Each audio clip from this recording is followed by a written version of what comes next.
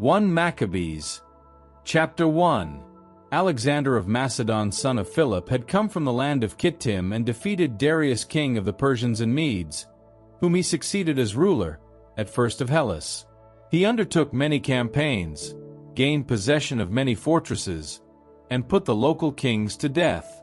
So he advanced to the ends of the earth, plundering nation after nation. The earth grew silent before him, and his ambitious heart swelled with pride. He assembled very powerful forces and subdued provinces, nations and princes, and they became his tributaries. But the time came when Alexander took to his bed, in the knowledge that he was dying. He summoned his officers, noblemen who had been brought up with him from his youth, and divided his kingdom among them while he was still alive. Alexander had reigned 12 years when he died. Each of his officers established himself in his own region. All assumed crowns after his death, they and their heirs after them for many years, bringing increasing evils on the world. From these there grew a wicked offshoot, Antiochus Epiphanes, son of King Antiochus. Once a hostage in Rome, he became king in the 107th year of the kingdom of the Greeks.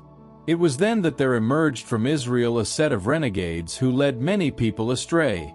"Come," they said, "let us ally ourselves with the Gentiles surrounding us, for since we separated ourselves from them, many misfortunes have overtaken us." This proposal proved acceptable, and a number of the people eagerly approached the king, who authorized them to practice the Gentiles' observances. So they built a gymnasium in Jerusalem, such as the Gentiles have, disguised their circumcision, and abandoned the Holy Covenant, submitting to Gentile rule as willing slaves of impiety. Once Antiochus had seen his authority established, he determined to make himself king of Egypt and the ruler of both kingdoms. He invaded Egypt in massive strength, with chariots and elephants, and cavalry, and a large fleet. He engaged Ptolemy, king of Egypt, in battle, and Ptolemy turned back and fled before his advance, leaving many casualties. The fortified cities of Egypt were captured, and Antiochus plundered the country. After his conquest of Egypt, in the year 143, Antiochus turned about and advanced on Israel and Jerusalem in massive strength. Insolently breaking into the sanctuary, he removed the golden altar and the lampstand for the light with all its fittings, together with the table for the loaves of permanent offering, the libation vessels, the cups, the golden censers, the veil, the crowns, and the golden decoration on the front of the temple, which he stripped of everything. He made off with the silver and gold and precious vessels. He discovered the secret treasures and seized them, and, removing all these, he went back to his own country, having shed much blood and uttered words of extreme arrogance. There was deep mourning for Israel throughout the country. Rulers and elders groaned. Girls and young men wasted away. The women's beauty suffered a change. Every bridegroom took up a dirge. The bride sat grief-stricken on her marriage bed. The earth quaked because of its inhabitants, and the whole house of Jacob was clothed with shame. 2 years later the king sent the Missarch through the cities of Judah. He came to Jerusalem with an impressive force, and addressing them with what appeared to be peaceful words, he gained their confidence. Then suddenly he fell on the city, dealing it a terrible blow, and destroying many of the people of Israel. He pillaged the city and set it on fire, tore down its houses and encircling wall, took the women and children captive and commandeered the cattle. They then rebuilt the city of David with a great strong wall and strong towers, and made this their citadel. There they installed a brood of sinners, of renegades, who fortified themselves inside it, storing arms and provisions, and depositing there the loot they had collected from Jerusalem. They were to prove a great trouble. It became an ambush for the sanctuary, an evil adversary for Israel at all times.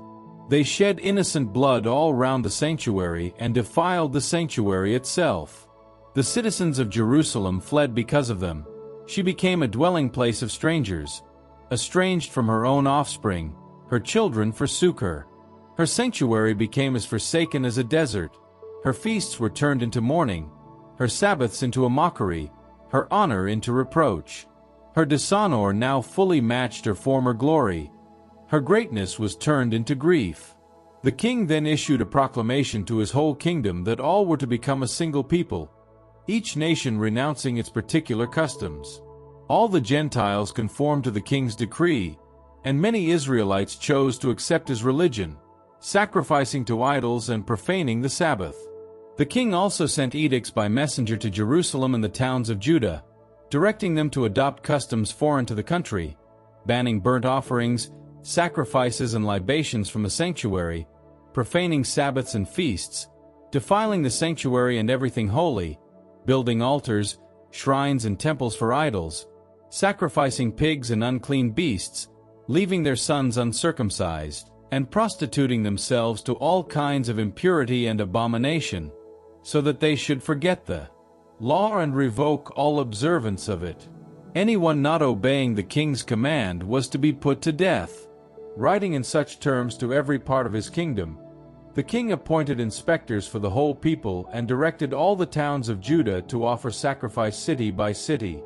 Many of the people, that is, every apostate from the law, rallied to them and so committed evil in the country, forcing Israel into hiding in any possible place of refuge.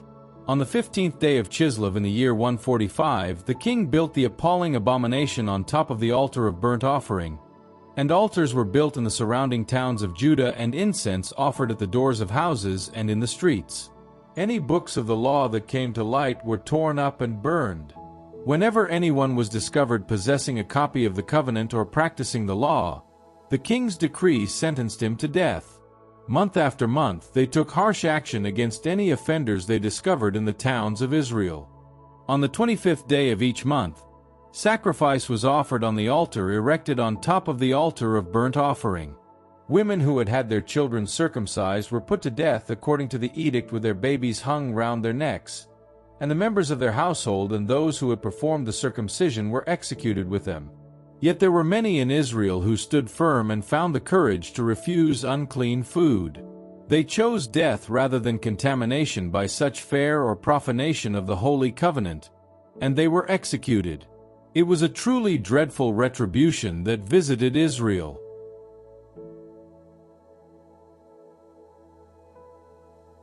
1 Maccabees, chapter 2. About then, Mattathias son of John, son of Simeon, a priest of the line of Jorib, left Jerusalem and settled in Modian. He had 5 sons, John known as Guddi, Simon called Thassi, Judas called Maccabeus, Eleazar called Avaran, and Jonathan called Aphas. When he saw the blasphemies being committed in Judah and Jerusalem, he said, "Alas that I should have been born to witness the ruin of my people and the ruin of the holy city, and to sit by while she is delivered over to her enemies, and the sanctuary into the hand of foreigners. Her temple has become like someone of no repute. The vessels that were her glory have been carried off as booty. Her babies have been slaughtered in her streets, her young men by the enemy's sword. Is there a nation that has not claimed a share of her royal prerogatives, that has not taken some of her spoils? All her ornaments have been snatched from her. Her former freedom has become slavery. See how the holy place, our beauty, our glory, is now laid waste. See how the Gentiles have profaned it. What have we left to live for?" Mattathias and his sons tore their garments, put on sackcloth, and observed deep mourning. The king's commissioners who were enforcing the apostasy came to the town of Modian for the sacrifices. Many Israelites gathered round them, but Mattathias and his sons drew apart. The king's commissioners then addressed Mattathias as follows: "You are a respected leader, a great man in this town. You have sons and brothers to support you. Be the first to step forward and conform to the king's decree, as all the nations have done, and the leaders of Judah and the survivors in Jerusalem. You and your sons shall be reckoned among the friends of the king. You and your sons will be honored with gold and silver and many presents."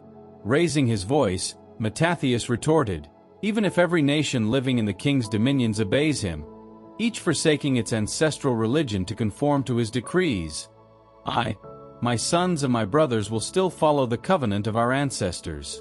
May heaven preserve us from forsaking the law and its observances. As for the king's orders, we will not follow them. We shall not swerve from our own religion either to right or to left. As he finished speaking, a Jew came forward in the sight of all to offer sacrifice on the altar in Modian as the royal edict required. When Mattathias saw this, he was fired with zeal. Stirred to the depth of his being, he gave vent to his legitimate anger, threw himself on the man and slaughtered him on the altar. At the same time he killed the king's commissioner who was there to enforce the sacrifice, and tore down the altar. In his zeal for the law he acted as Phinehas had against Zimri son of Salu. Then Mattathias went through the town, shouting at the top of his voice, "Let everyone who has any zeal for the law and takes his stand on the covenant come out and follow me." Then he fled with his sons into the hills, leaving all their possessions behind in the town. Many people who were concerned for virtue and justice went down to the desert and stayed there, taking with them their sons, their wives, and their cattle. So oppressive had their sufferings become. Word was brought to the royal officials and forces stationed in Jerusalem, in the city of David, that those who had repudiated the king's edict had gone down to the hiding places in the desert. A strong detachment went after them, and when it came up with them ranged itself against them in battle formation, preparing to attack them on the Sabbath day, and said, "Enough of this. Come out and do as the king orders and you will be spared." The others, however, replied, "We refuse to come out, and we will not obey the king's orders and profane the Sabbath day." The royal forces at once went into action, but the others offered no opposition. Not a stone was thrown, there was no barricading of the hiding places. They only said, "Let us all die innocent. Let heaven and earth bear witness that you are massacring us with no pretense of justice." The attack was pressed home on the Sabbath itself, and they were slaughtered, with their wives and children and cattle, to the number of 1,000 persons. When the news reached Mattathias and his friends, they mourned them bitterly and said to one another, "If we all do as our brothers have done, and refuse to fight the Gentiles for our lives and institutions, they will only destroy us the sooner from the earth." So then and there they came to this decision: if anyone attacks us on the Sabbath day, whoever he may be, we shall resist him. We must not all be killed, as our brothers were in the hiding places. Soon they were joined by the Hasidian party, stout fighting men of Israel, each one a volunteer on the side of the law. All the refugees from the persecution rallied to them, giving them added support. They organized themselves into an armed force, striking down the sinners in their anger, and the renegades in their fury, and those who escaped them fled to the Gentiles for safety. Mattathias and his friends made a tour, overthrowing the altars and forcibly circumcising all the boys they found uncircumcised in the territories of Israel. They hunted down the upstarts and managed their campaign to good effect. They wrested the law out of the control of the Gentiles and the kings and reduced the sinners to impotence. As the days of Mattathias were drawing to a close, he said to his sons, "Arrogance and outrage are now in the ascendant. It is a period of turmoil and bitter hatred. This is the time, my children, for you to have a burning zeal for the law and to give your lives for the covenant of our ancestors.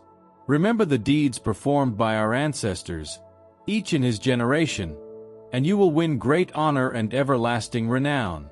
Was not Abraham tested and found faithful? Was that not considered as justifying him? Joseph in the time of his distress maintained the law, and so became Lord of Egypt.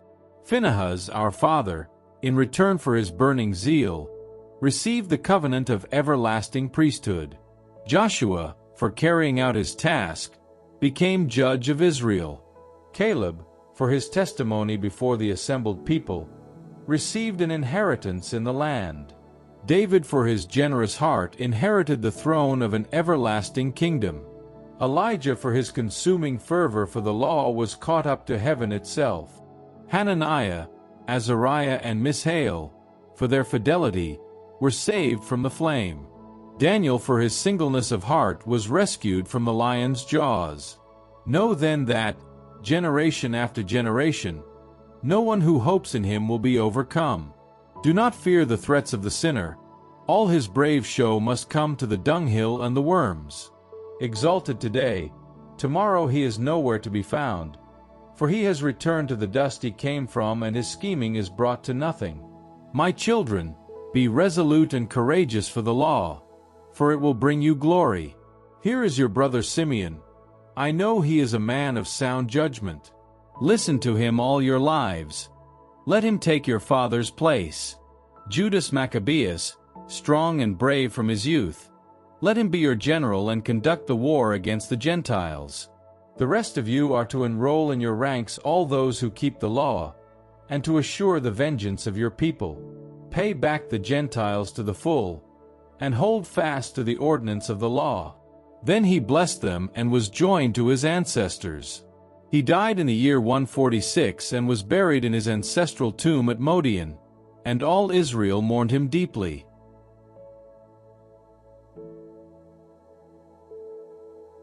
1 Maccabees, chapter 3. His son, Judas, known as Maccabeus, then took his place. All his brothers, and all who had attached themselves to his father, supported him, and they fought for Israel with a will. He extended the fame of his people. Like a giant, he put on the breastplate and buckled on his war harness. He engaged in battle after battle, protecting the ranks with his sword. He was like a lion in his exploits, like a young lion roaring over its prey. He pursued and tracked down the renegades. He consigned those who troubled his people to the flames. The renegades quailed with the terror he inspired. All evildoers were utterly confounded, and deliverance went forward under his leadership. He brought bitterness to many a king and rejoicing to Jacob by his deeds. His memory is blessed forever and ever. He went through the towns of Judah, eliminating the irreligious from them, and diverted the retribution from Israel. His name resounded to the ends of the earth. He rallied those who were on the point of perishing. Next, Apollonius mustered the Gentiles and a large force from Samaria to make war on Israel. When Judas learned of it, he went out to meet him and routed and killed him. Many fell wounded, and the survivors took to flight. Their spoils were seized, and the sword of Apollonius was taken by Judas, who used it to fight with throughout his life. On hearing that Judas had raised a mixed force of believers and seasoned fighters, Saran, commander of the Syrian troops, said, I shall make a name for myself and gain honor in the kingdom if I fight Judas and those supporters of his who are so contemptuous of the king's orders. He therefore launched another expedition, with a strong army of unbelievers to support him in taking revenge on the Israelites. He had nearly reached the descent of Beth Horon when Judas went out to confront him with a handful of men. But as soon as these saw the force advancing to meet them, they said to Judas, How can we, few as we are, engage such overwhelming numbers? We are exhausted as it is, not having had anything to eat today. It is easy, Judas answered, for a great number to be defeated by a few. Indeed, in the sight of heaven, deliverance, whether by many or by few, is all one. For victory in war does not depend on the size of the fighting force. Heaven accords the strength. They are coming against us in full-blown insolence and lawlessness to destroy us, our wives and our children, and to plunder us. But we are fighting for our lives and our laws, and he will crush them before our eyes. Do not be afraid of them. When he had finished speaking, he made a sudden sally against Saran and his force and overwhelmed them. Judas pursued them down from Beth Horon as far as the plain. About 800 of their men fell, and the rest took refuge in the country of the Philistines. Judas and his brothers began to be feared, and alarm seized the surrounding peoples. His name even reached the king's ears, and among the nations there was talk of Judas and his battles. The news of these events infuriated Antiochus, and he ordered mobilization of all the forces in his kingdom, a very powerful army. Opening his treasury, he distributed a year's pay to his troops, telling them to be prepared for any eventuality. He then found that the money in his coffers had run short and that the tribute of the province had decreased, as a result of the dissension and disaster brought on the country by his own abrogation of laws that had been in force from antiquity. He began to fear that, as had happened more than once, he would not have enough to cover the expenses and the lavish bounties he had previously been accustomed to make on a larger scale than his predecessors on the throne. In this grave quandary he resolved to invade Persia, there to levy tribute on the provinces and so accumulate substantial funds. He therefore left Lysias, a nobleman and member of the royal family, to manage the royal affairs between the river Euphrates and the Egyptian frontier, making him responsible for the education of his son Antiochus, until he should come back. To him Antiochus made over half his forces, with the elephants, giving him instructions about what he wanted done, particularly with regard to the inhabitants of Judea and Jerusalem, against whom he was to send a force, to crush and destroy the power of Israel and the remnant of Jerusalem, to wipe out their very memory from the place, to settle foreigners in all parts of their territory, and to distribute their land into lots. The king took the remaining half of his troops with him and set out from Antioch, the capital of his kingdom, in the year 147. He crossed the river Euphrates and made his way through the upper provinces. Lysias chose Ptolemy son of Dorymenes, with Nicanor and Gorgias, influential men from among the friends of the king, and under their command, dispatched 40,000 foot and 7,000 horse to invade the land of Judah and devastate it, as the king had ordered. The entire force set out and reached the neighborhood of Emmaus in the lowlands, where they pitched camp.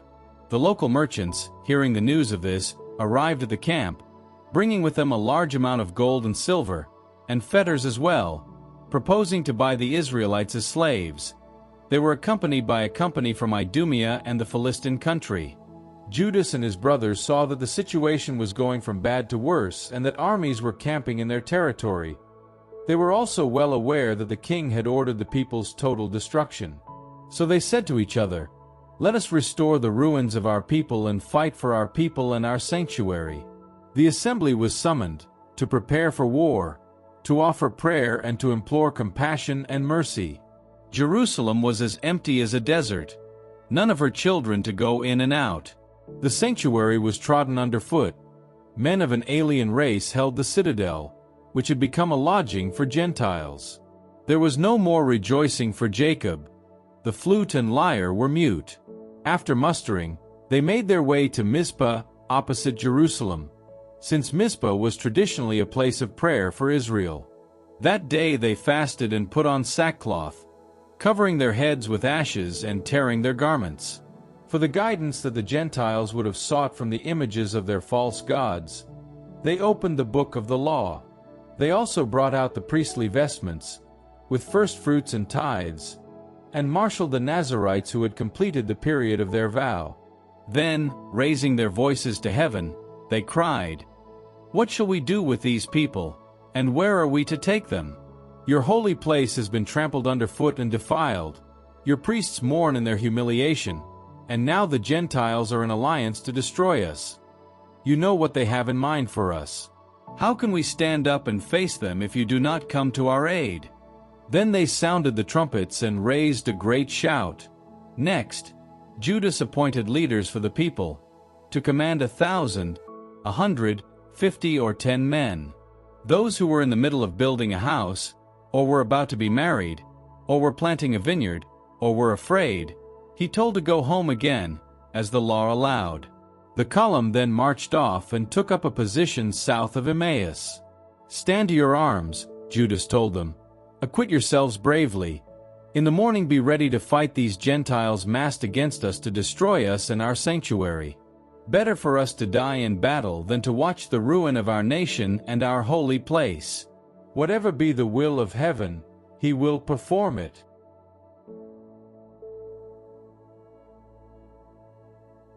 1 Maccabees, chapter 4.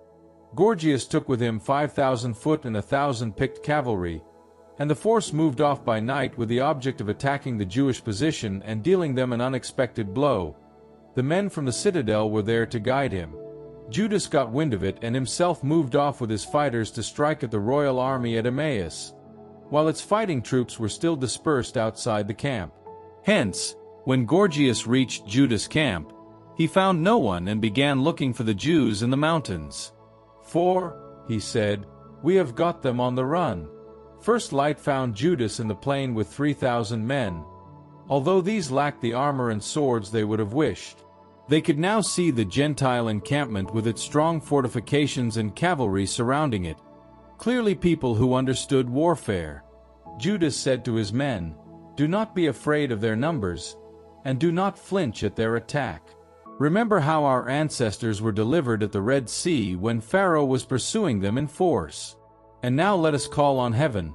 If he cares for us, he will remember his covenant with our ancestors and will destroy this army confronting us today. Then all the nations will know for certain that there is one who ransoms and saves Israel."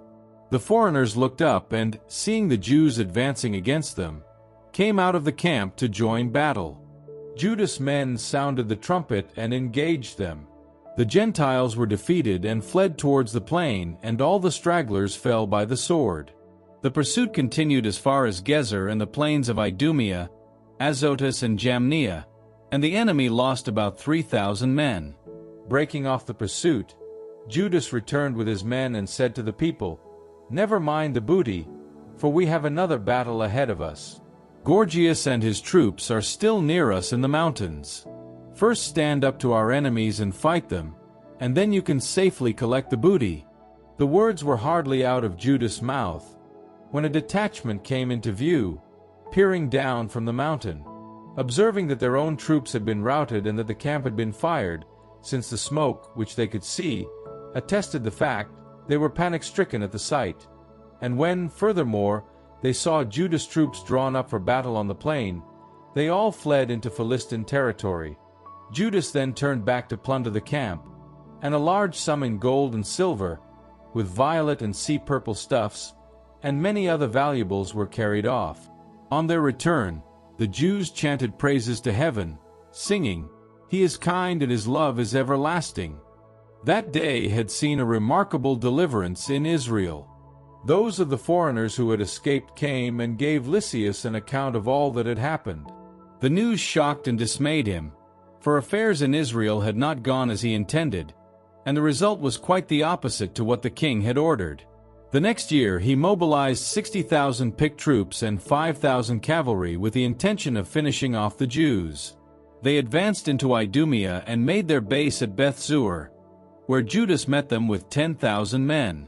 When he saw their military strength, he offered this prayer, "Blessed are you, Savior of Israel, who shattered the mighty warrior's attack at the hand of your servant David, and delivered the Philistine camp into the hands of Jonathan son of Saul and his armor-bearer.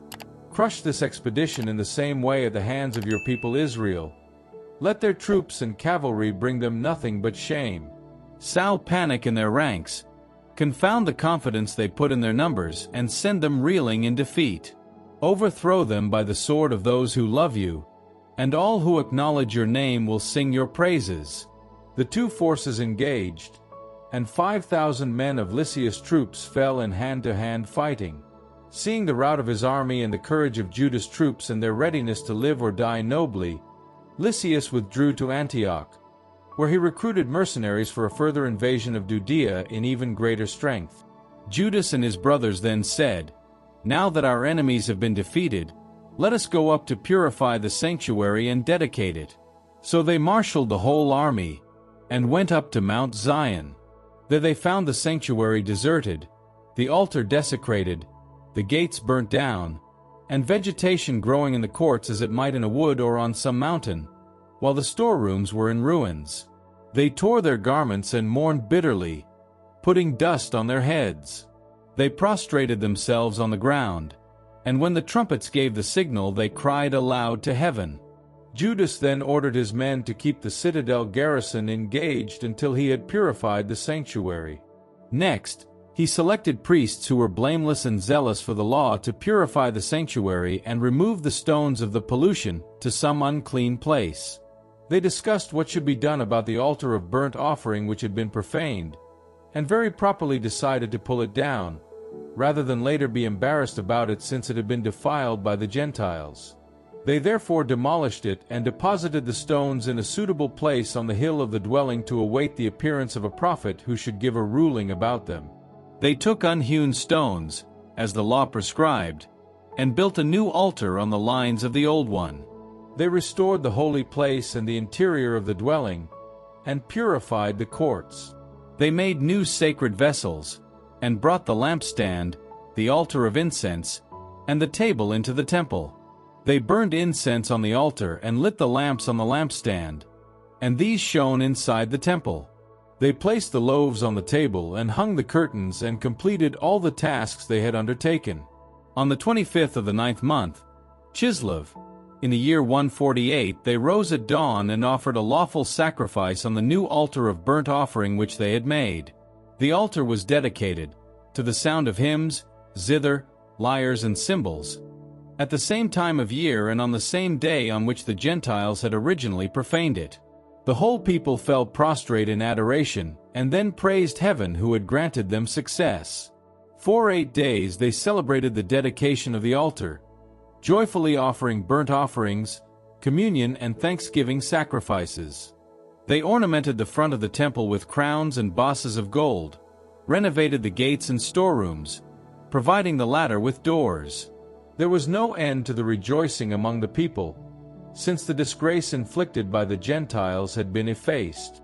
Judas, with his brothers and the whole assembly of Israel, made it a law that the days of the dedication of the altar should be celebrated yearly at the proper season, for 8 days beginning on the 25th of the month of Chislev, with rejoicing and gladness. They then proceeded to build high walls with strong towers round Mount Zion, to prevent the Gentiles from coming and riding roughshod over it as in the past. Judas stationed a garrison there to guard it. He also fortified Beth Zur, so that the people would have a fortress confronting Idumea.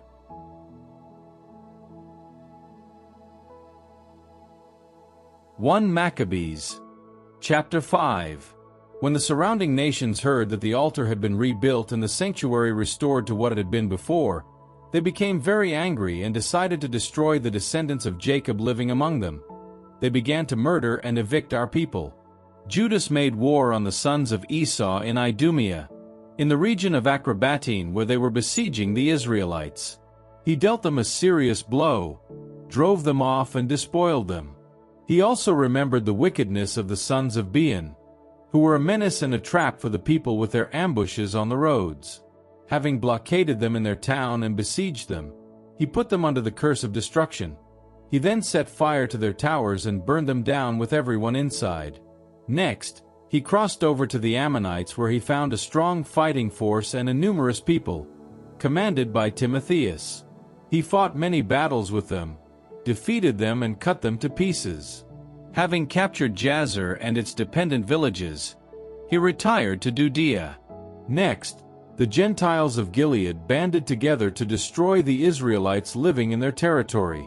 The latter, however, took refuge in the fortress of Dithema, and sent the following letter to Judas and his brothers. The Gentiles round us have banded themselves together against us to destroy us, and they are preparing to storm the fortress in which we have taken refuge. Timotheus is in command of their forces. Come at once and rescue us from their clutches, for we have already suffered great losses. All our countrymen living in Tobias' country have been killed. Their women and children have been taken into captivity, their property has been seized, and about 1,000 men have been destroyed there. While the letter was being read, other messengers arrived from Galilee with their garments torn, bearing similar news. The people of Ptolemy, Tyre and Sidon have joined forces with the whole of Gentile Galilee to destroy us. When Judas and the people heard this, they held a great assembly to decide what should be done for their oppressed countrymen who were under attack from their enemies. Judas said to his brother Simon, "Pick your men and go and relieve your countrymen in Galilee, while my brother Jonathan and I make our way into Gilead." He left Joseph son of Zechariah and the people's leader Azariah with the remainder of the army in Judea to keep guard, and gave them these orders: "You are to be responsible for our people. Do not engage the Gentiles until we return." Simon was allotted 3,000 men for the expedition into Galilee, Judas 8,000 for Gilead. Simon advanced into Galilee, engaged the Gentiles in several battles and swept all before him. He pursued them to the gate of Ptolemy, and they lost about 3,000 men, whose spoils he collected. With him, he took away the Jews of Galilee and Arbata, with their wives and children and all their possessions, and brought them into Judea with great rejoicing. Meanwhile Judas Maccabeus and his brother Jonathan crossed the Jordan and made a 3 days' march through the desert, where they encountered the Nabateans, who gave them a friendly reception and told them everything that had been happening to their brothers in Gilead, many of whom, they said, were shut up in Bozrah and Bozer, Alma, Chazpho, Maked and Carnaim, all large fortified towns. Others were blockaded in the other towns of Gilead, and the enemy planned to attack and capture these strongholds the very next day, and destroy all the people inside them on one day. Judas and his army at once turned off by the desert road to Bozrah. He took the town and, having put all the males to the sword and collected the booty, burned it down. When night came, he left the place, and they continued their march until they reached the fortress. In the light of dawn they looked, and there was an innumerable horde, setting up ladders and engines to capture the fortress. The assault was just beginning. When Judas saw that the attack had begun and that the war cry was rising to heaven from the city, mingled with trumpet calls and a great clamor, he said to the men of his army, "Into battle today for your brothers." Dividing them into 3 commands, he advanced on the enemy's rear, with trumpets sounding and prayers shouted aloud. The troops of Timotheus, recognizing that this was Maccabeus, fled before his advance. Maccabeus dealt them a crushing defeat. About 8,000 of their men fell that day.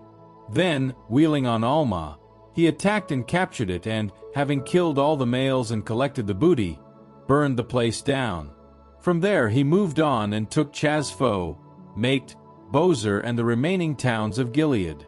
After these events, Timotheus mustered another force and pitched camp opposite Raphon, on the far side of the stream bed. Judas sent men to reconnoiter the camp, and these reported back as follows: "With him are massed all the Gentiles surrounding us, making a very numerous army, with Arab mercenaries as auxiliaries. They are encamped on the far side of the stream bed, and ready to launch an attack on you." Judas then advanced to engage them, and was approaching the watercourse with his troops when Timotheus told the commanders of his army, "If he crosses first we shall not be able to resist him, because he will have a great advantage over us. But if he is afraid and camps on the other side of the stream, we shall cross over to him and the advantage will then be ours." As soon as Judas reached the watercourse, he posted people's scribes along it, giving them this order: "Do not let anyone pitch his tent, all are to go into battle." He was himself the first to cross to the enemy side, with all the people following. He defeated all the opposing Gentiles, who threw down their arms and ran for refuge in the sanctuary of Carnaim.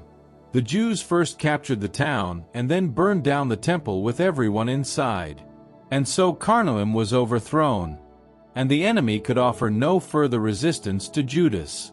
Next, Judas assembled all the Israelites living in Gilead, from the least to the greatest, with their wives, children and belongings, an enormous muster, to take them to Judea. They reached Ephron, a large town straddling the road and strongly fortified. As it was impossible to bypass it either to right or to left, there was nothing for it but to march straight through. But the people of the town denied them passage and barricaded the gates with stones. Judas sent them a conciliatory message in these terms: "We want to pass through your territory to reach our own. No one will do you any harm. We only want to go through on foot." But they would not open up for him. So Judas sent an order down the column for everyone to halt where he stood. The fighting men took up their positions. Judas attacked the town all day and night, and the town fell to him. He put all the males to the sword, razed the town to the ground, plundered it and marched through the town square over the bodies of the dead. They then crossed the Jordan into the great plain, opposite Beth-shean, Judas all the time rallying the stragglers and encouraging the people the whole way until they reached Judea. They climbed Mount Zion in joy and gladness and presented burnt offerings because they had returned safe and sound without having lost a single man. While Judas and Jonathan were in Gilead and Simon his brother in Galilee outside Ptolemy, Joseph son of Zechariah, and Azariah, who were in command of the army, heard of their valiant deeds and of the battles they had been fighting, and said, "Let us make a name for ourselves too and go and fight the nations around us." So they issued orders to the men under their command and marched on Jamnia. Gorgias and his men came out of the town and gave battle. Joseph and Azariah were routed and pursued as far as the frontiers of Judea. That day about 2,000 Israelites lost their lives. Our people thus met with a great reverse, because they had not listened to Judas and his brothers, thinking that they would do something equally valiant. They were not, however, of the same breed of men as those to whom the deliverance of Israel was entrusted. The noble Judas and his brothers, however, were held in high honor throughout Israel and among all the nations wherever their name was heard, and people thronged round to acclaim them.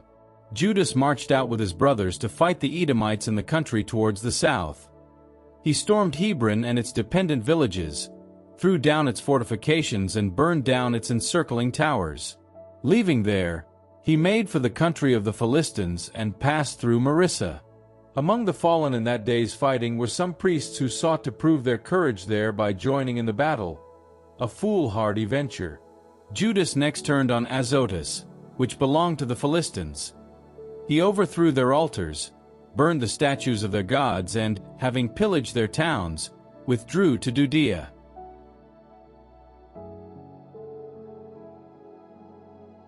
1 Maccabees, chapter 6. King Antiochus, meanwhile, was making his way through the upper provinces. He had heard that in Persia there was a city called Elamis, renowned for its riches, its silver and gold, and its very wealthy temple containing golden armor, breastplates and weapons, left there by Alexander son of Philip, the king of Macedon, the first to reign over the Greeks. He therefore went and attempted to take the city and pillage it, but without success, the citizens having been forewarned. They resisted him by force of arms. He was routed, and began retreating, very gloomily, towards Babylon. But, while he was still in Persia, news reached him that the armies which had invaded Judea had been routed, and that Lysias in particular had advanced in massive strength, only to be forced to turn and flee before the Jews. That the latter were now stronger than ever, thanks to the arms, supplies, and abundant spoils acquired from the armies they had cut to pieces, and that they had pulled down the abomination which he had erected on the altar in Jerusalem, had encircled the sanctuary with high walls as in the past, and had fortified Beth-zur, one of his cities. When the king heard this news, he was amazed and profoundly shaken. He threw himself on his bed and fell sick with grief, since things had not turned out for him as he had planned. And there he remained for many days, subject to deep and recurrent fits of melancholy, until he realized that he was dying. Then, summoning all his friends, he said to them, "Sleep evades my eyes, and my heart is cowed by anxiety. I have been wondering how I could have come to such a pitch of distress, so great a flood as that which now engulfs me, I who was so generous and well-loved in my heyday. But now I recall how wrongly I acted in Jerusalem when I seized all the vessels of silver and gold there and ordered the extermination of the inhabitants of Judah for no reason at all. This, I am convinced, is why these misfortunes have overtaken me, and why I am dying of melancholy in a foreign land." He summoned Philip, one of his friends, and made him regent of the whole kingdom. He entrusted him with his diadem, his robe, and his signet, on the understanding that he was to educate his son Antiochus and train him for the throne. King Antiochus then died, in the year 149. Lysias, learning that the king was dead, established on the throne in succession to him his son Antiochus, whom he had brought up from childhood, and styled him Eupator. The people in the citadel at the time were blockading Israel round the sanctuary and were taking every opportunity to harm them and to support the Gentiles. Judas decided that they must be destroyed, and he mobilized the whole people to besiege them. They assembled and laid siege to the citadel in the year 150, building batteries and siege engines. But some of the besieged broke through the blockade, and to these a number of renegades from Israel attached themselves. They made their way to the king and said, "How much longer are you going to wait before you see justice done and avenge our fellows? We were content to serve your father, to comply with his orders, and to obey his edicts. As a result, our own people will have nothing to do with us. What is more, they have killed all those of us they could catch, and looted our family property. Nor is it on us alone that their blows have fallen, but on all your territories. At this moment, they are laying siege to the citadel of Jerusalem, to capture it, and they have fortified the sanctuary and Beth-zur. Unless you forestall them at once, they will go on to even bigger things, and then you will never be able to control them." The king was furious when he heard this and summoned all his friends, the generals of his forces and the marshals of horse. He recruited mercenaries from other kingdoms and the Mediterranean islands. His forces numbered 100,000 foot soldiers, 20,000 cavalry and 32 elephants with experience of battle conditions. They advanced through Idumea and besieged Beth-zur, pressing the attack for days on end. They also constructed siege engines, but the defenders made a sortie and set these on fire, putting up a brave resistance. At this, Judas left the citadel and pitched camp at Beth-Zechariah opposite the royal encampment. The king rose at daybreak and marched his army at top speed down the road to Beth-Zechariah, where his forces took up their battle formations and sounded the trumpets. The elephants were given a syrup of grapes and mulberries to prepare them for the battle. These animals were distributed among the phalanxes, to each elephant being allocated 1,000 men dressed in coats of mail with bronze helmets on their heads. 500 picked horsemen were also assigned to each beast. The horsemen anticipated every move their elephant made. Wherever it went they went with it, never quitting it. On each elephant, to protect it, was a stout wooden tower, kept in position by girths, each with its 3 combatants, as well as its mahout. The remainder of the cavalry was stationed on one or other of the 2 flanks of the army, to harass the enemy and cover the phalanxes. When the sun glinted on the bronze and golden shields, the mountains caught the glint and gleamed like fiery torches. One part of the royal army was deployed on the upper slopes of the mountain and the other in the valley below. They advanced in solid, well-disciplined formation. Everyone trembled at the noise made by this vast multitude, the thunder of the troops on the march and the clanking of their armor, for it was an immense and mighty army. Judas and his army advanced to give battle, and 600 of the king's army were killed. Eleazar, called Avaran, noticing that one of the elephants was royally caparisoned and was also taller than all the others, and supposing that the king was mounted on it, sacrificed himself to save his people and win an imperishable name. Boldly charging towards the creature through the thick of the phalanx, dealing death to right and left, so that the enemy scattered on either side at his onslaught, he darted in under the elephant, thrust at it from underneath, and killed it. The beast collapsed on top of him, and he died on the spot. The Jews, however, realizing how strong the king was and how ferocious his army, retreated ahead of them. The royal army moved up to encounter them outside Jerusalem, and the king began to blockade Judea and Mount Zion. He granted peace terms to the people of Beth-zur, who evacuated the town. It lacked store of provisions to withstand a siege, since the land was enjoying a sabbatical year. Having occupied Beth-zur, the king stationed a garrison there to hold it. He besieged the sanctuary for a long time, erecting batteries and siege engines, flamethrowers and ballistas, scorpions to discharge arrows, and catapults. The defenders countered these by constructing their own engines and were thus able to prolong their resistance. But they had no food in their stores since it was the 7th year, and because those who had taken refuge in Judea from the Gentiles had eaten up the last of their reserves. Only a few men were left in the holy place, owing to the severity of the famine. The rest had dispersed and gone home. Meanwhile Philip, whom King Antiochus before his death had appointed to train his son Antiochus for the throne, had returned from Persia and Media with the forces that had accompanied the king, and was planning to seize control of affairs.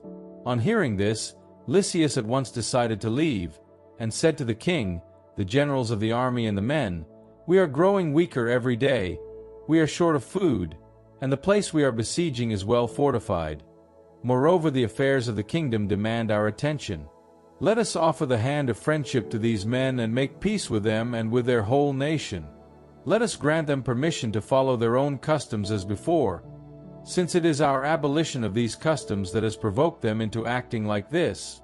The king and his commanders approved this argument, and he offered the Jews peace terms, which they accepted. The king and the generals ratified the treaty by oath, and the besieged accordingly left the fortress. The king then entered Mount Zion, But on seeing how impregnable the place was, he broke the oath he had sworn and gave orders for the encircling wall to be demolished. He then hurriedly withdrew, making off for Antioch, where he found Philip already master of the city. Antiochus gave battle and captured the city by force of arms.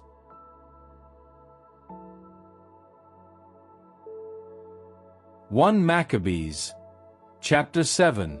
In the year 151, Demetrius son of Seleucus left Rome and arrived with a few men at a town on the coast, where he inaugurated his reign. It so happened that, as he was entering the royal residence of his ancestors, the army captured Antiochus and Lysias, and intended to bring them to him.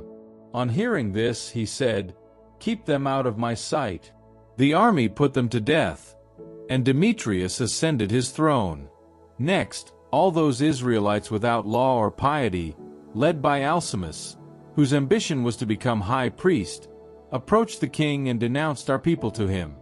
"Judas and his brothers," they said, "have killed all your friends, and he has driven us out of our country. Send someone now whom you can trust. Let him go and see the wholesale ruin Judas has brought on us and on the king's dominions, and let him punish the wretches and all who assist them." The king chose Bacchides, one of the friends of the king, governor of Trans-Euphrates, an important personage in the kingdom and loyal to the king. He sent him with the godless Alcimus, whom he confirmed in the high priesthood, with orders to exact retribution from the Israelites. So they set out with a large force and, on reaching Judea, sent emissaries to Judas and his brothers with proposals peaceable yet treacherous. The latter, however, did not put any faith in their words, aware that they had come with a large force. Nevertheless, a commission of scribes presented themselves before Alcimus and Bacchides to sue for just terms. The first among the Israelites to ask them for peace terms were the Hasideans, who reasoned thus: "This is a priest of Aaron's line who has come with the armed forces. He will not wrong us." He did in fact discuss peace terms with them and gave them his oath: "We shall not attempt to injure you or your friends." They believed him, but he arrested 60 of them and put them to death on one day, fulfilling the words of Scripture: "They have scattered the bodies of your faithful, and shed their blood all round Jerusalem, leaving no one to bury them." At this, fear and dread gripped the whole people. "There is no truth or virtue in them," they said. "They have broken their agreement and their sworn oath." Bacchides then left Jerusalem and encamped at Bethzeth, and from there sent and arrested many of the men who had deserted him and a few of our people too. He had them killed and thrown down the great well. He then put Alcimus in charge of the province, leaving an army with him to support him. Bacchides himself returned to the king. Alcimus continued his struggle to become high priest, and all who were disturbing the peace of their own people rallied to him, and, having won control of Judea, did much harm in Israel. Seeing that all the wrongs done to the Israelites by Alcimus and his supporters exceeded what the Gentiles had done, Judas went right round the whole territory of Judea to take vengeance on those who had deserted him and to prevent their free movement about the country. When Alcimus saw how strong Judas and his supporters had grown and realized that he was powerless to resist them, he went back to the king, to whom he made malicious accusations against them. The king sent Nicanor, one of his generals ranking as illustrious and a bitter enemy of Israel, with orders to exterminate the people. Reaching Jerusalem with a large force, Nicanor sent a friendly, yet treacherous, message to Judas and his brothers, as follows: "Let us have no fighting between you and me. I shall come with a small escort for a peaceful meeting with you." He met Judas and they exchanged friendly greetings. The enemy, however, had made preparations to abduct Judas. When Judas became aware of Nicanor's treacherous purpose in coming to see him, he took fright and refused any further meeting. Nicanor then realized that his plan had been discovered, and took the field against Judas, to give battle near Kafar Salama. About 500 of Nicanor's men fell. The rest took refuge in the city of David. After these events, Nicanor went up to Mount Zion. Some of the priests came out of the holy place with some elders, to give him a friendly welcome and show him the burnt offering being presented for the king. But he ridiculed them, laughed at them, defiled them and used insolent language, swearing in his rage, "Unless Judas is handed over to me this time with his army, as soon as I am safely back, I promise you, I shall burn this building down." Then he went off in a fury.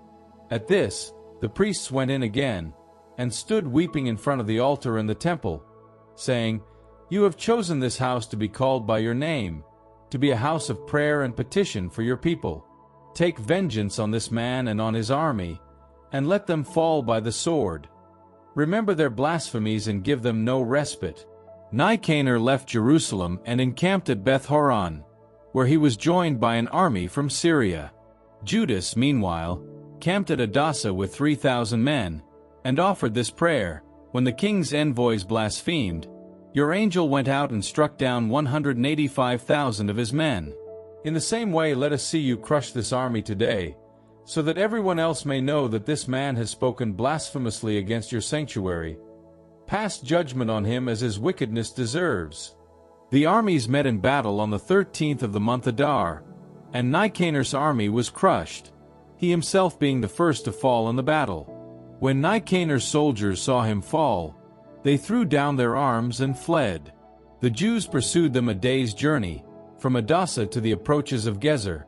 They sounded their trumpets in warning as they followed them, and people came out of all the surrounding Judean villages to encircle the fugitives, who then turned back on their own men. All fell by the sword, not one being left alive. Having collected the spoils and booty, they cut off Nicanor's head and the right hand he had stretched out in a display of insolence. These were taken and displayed within sight of Jerusalem. The people were overjoyed and kept that day as a great holiday. Indeed, they decided to celebrate it annually on the 13th of Adar. For a short while Judea enjoyed peace.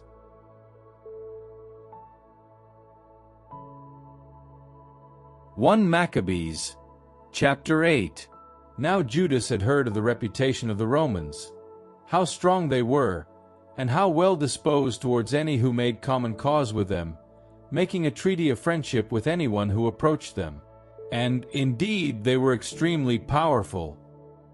He had been told of their wars and of their prowess among the Gauls, whom they had conquered and put under tribute, and of all they had done in the province of Spain to gain possession of the silver and gold mines there, making themselves masters of the whole country by their determination and perseverance, despite its great distance from their own, of the kings who came from the ends of the earth to attack them, only to be crushed by them and overwhelmed with disaster, and of others who paid them annual tribute. Philip, Perseus king of the Kittim, and others who had dared to make war on them, had been defeated and reduced to subjection, while Antiochus the Great, king of Asia, who had advanced to attack them with 120 elephants, cavalry, chariots, and a very large army, had also suffered defeat at their hands.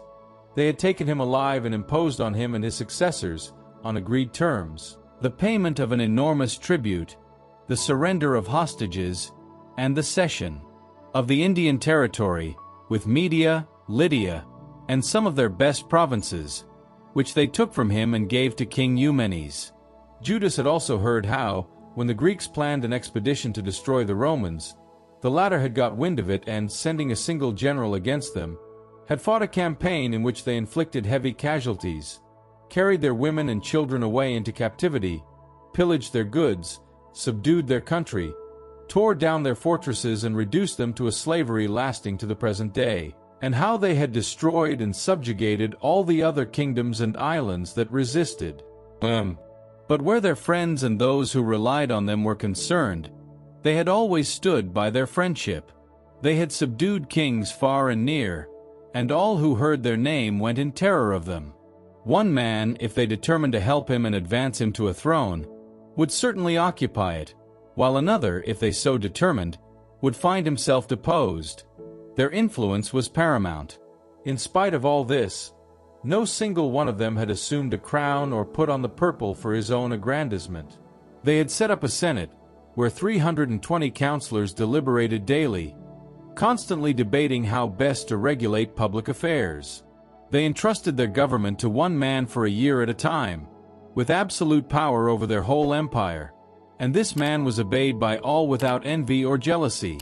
Having chosen Eupolemus son of John, of the family of Achos, and Jason son of Eleazar, Judas sent them to Rome to make a treaty of friendship and alliance with these people, in the hope of being rid of the yoke, for they could see that Greek rule was reducing Israel to slavery.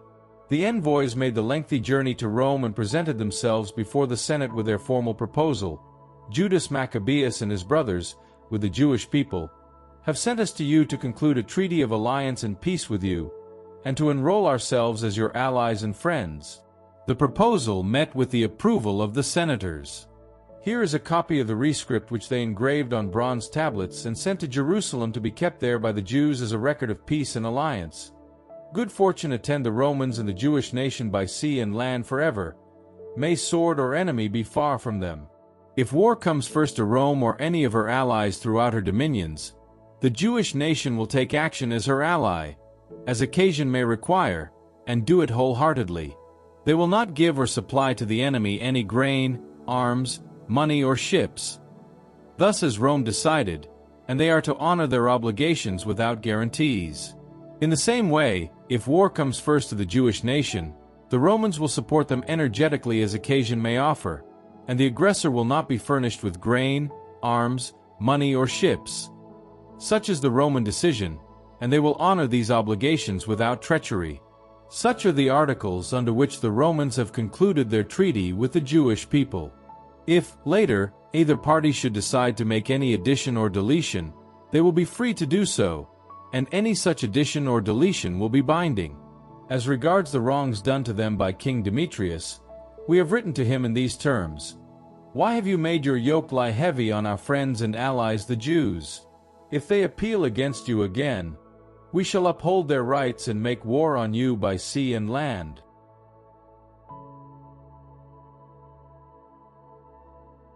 1 Maccabees, chapter 9. Demetrius, hearing that Nicanor and his army had fallen in battle, sent Bacchides and Alcimus a second time into Judea, and with them the right wing of his army. They took the road to Galilee and besieged Mesaloth in Arbela, and captured it, putting many people to death. In the first month of the year 152, they encamped outside Jerusalem. They then moved on, making their way to Beerzaith with 20,000 foot and 2,000 horse. Judas lay in camp at Elasa, with 3,000 picked men. When they saw the huge size of the enemy forces, they were terrified, and many slipped out of the camp, until no more than 800 of the force were left. With battle now inevitable, Judas realized that his army had melted away. He was aghast, for he had no time to rally them. Yet, dismayed as he was, he said to those who were left, Up, let us face the enemy. We may yet have the strength to fight them. His men tried to dissuade him, declaring, We have no strength for anything but to escape with our lives this time. Then we can come back with our brothers to fight them. By ourselves we are too few. Judas retorted, That I should do such a thing as run away from them. If our time has come, at least let us die like men for our countrymen, and leave nothing to tarnish our reputation. The army marched out of camp and drew up, facing the enemy. The cavalry was drawn up in 2 squadrons. The slingers and archers marched in the van of the army, and all the best fighters were put in the front rank. Bacchides was on the right wing. The phalanx advanced from between the 2 squadrons, sounding the trumpets. The men on Judah's side also blew their trumpets, and the earth shook with the noise of the armies.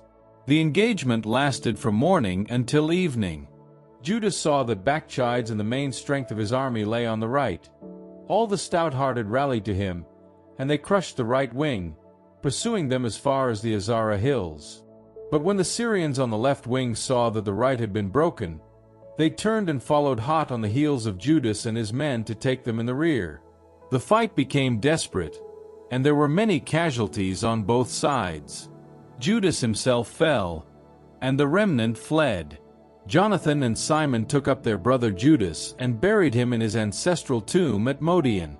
All Israel wept and mourned him deeply, and for many days they repeated this dirge. What a downfall for the strong man, the man who kept Israel safe! The other deeds of Judas, the battles he fought, the exploits he performed, and all his titles to greatness have not been recorded, but they were very many.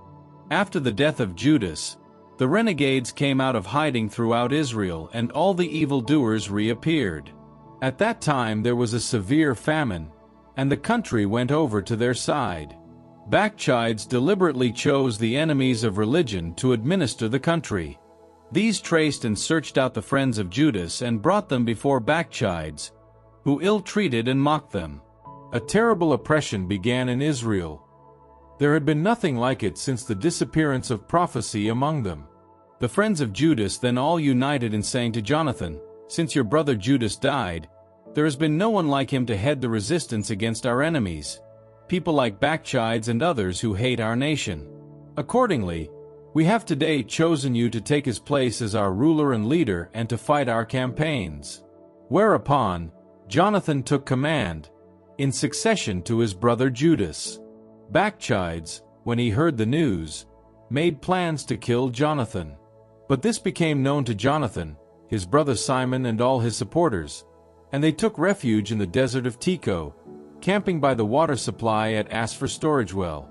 Bacchides came to know of this on the Sabbath day, and he too crossed the Jordan with his entire army. Jonathan sent his brother, who was one of his commanders, to ask his friends the Nabateans to store their considerable baggage for them. The sons of Omri, however, those of Medeba, intercepted them, captured John and everything he had and made off with their prize. Later, Jonathan and his brother Simon were told that the sons of Omri were celebrating an important wedding, and were escorting the bride, a daughter of one of the great notables of Canaan, from Nabata with a large retinue. Remembering the bloody end of their brother John, they went up and hid under cover of the mountain. As they were keeping watch, a noisy procession came into sight with a great deal of baggage, and the bridegroom, with his groomsmen and his family, came out to meet it with tambourines and a band, and rich, warlike display. The Jews rushed down on them from their ambush and killed them, inflicting heavy casualties. The survivors escaped to the mountain, leaving their entire baggage train to be captured. Thus, the wedding was turned into mourning and the music of their band into lamentation. Having in this way avenged in full the blood of their brother, they returned to the marshes of the Jordan. As soon as Bacchides heard this, he came on the Sabbath day with a considerable force to the steep banks of the Jordan. Jonathan said to his men, "Up, let us fight for our lives, for today it is not as in the old days. You can see we shall have to fight on our front and to our rear. We have the waters of the Jordan on one side, the marsh and scrub on the other, and we have no line of withdrawal. This is the moment to call on heaven, to deliver you from the clutches of your enemies." The engagement was begun by Jonathan, who aimed a blow at Bacchides, but the Syrian disengaged himself and withdrew, whereupon Jonathan and his men leapt into the Jordan and swam to the other bank. The enemy did not, however, cross the Jordan in pursuit. That day, Bacchides lost about 1,000 men. Bacchides went back to Jerusalem and began fortifying some of the Judean towns. The fortresses of Jericho, Emmaus, Beth-horon, Bethel, Timnath, Pharathon and Tephon, with high walls and barred gates, and stationed a garrison in each of them to harass Israel. He also fortified the town of Beth-zur, Gezer and the citadel, and placed troops in them with supplies of provisions. He took the sons of the leading men of the country as hostages, and had them placed under guard in the citadel of Jerusalem.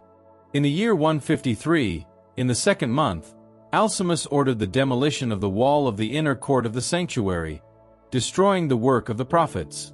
Alcimus had just begun the demolition when he suffered a stroke, and his work was interrupted.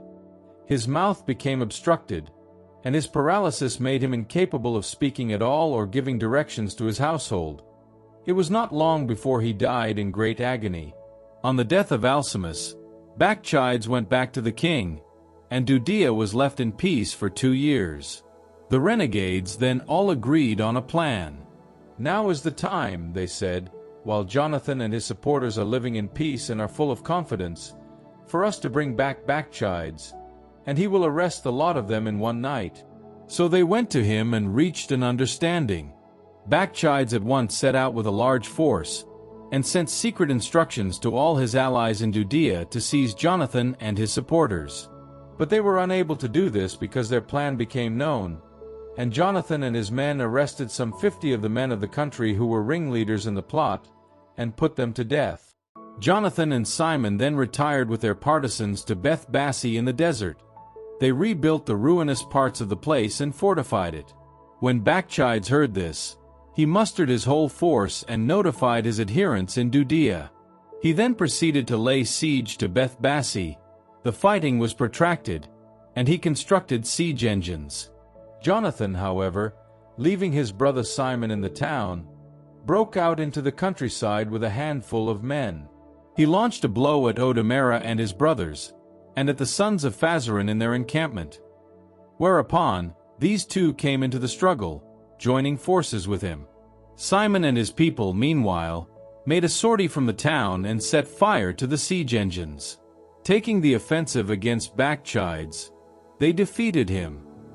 He was greatly disconcerted to find that his plan and his assault had come to nothing, and vented his anger on those renegades who had induced him to enter the country, putting many of them to death. He then decided to take his own troops home. Discovering this, Jonathan sent envoys to negotiate peace terms and the release of prisoners with him. Bacchides agreed to this, accepting his proposals and swearing never to seek occasion to harm him for the rest of his life. Having surrendered to Jonathan those prisoners he had earlier taken in Judea, he turned about and withdrew to his own country, and never again came near their frontiers. The sword no longer hung over Israel, and Jonathan settled in Michmash, where he began to judge the people and to rid Israel of the godless.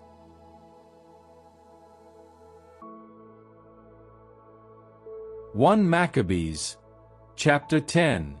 In the year 160, Alexander, son of Antiochus Epiphanes, raised an army and occupied Ptolemy. He was well received, and there inaugurated his reign.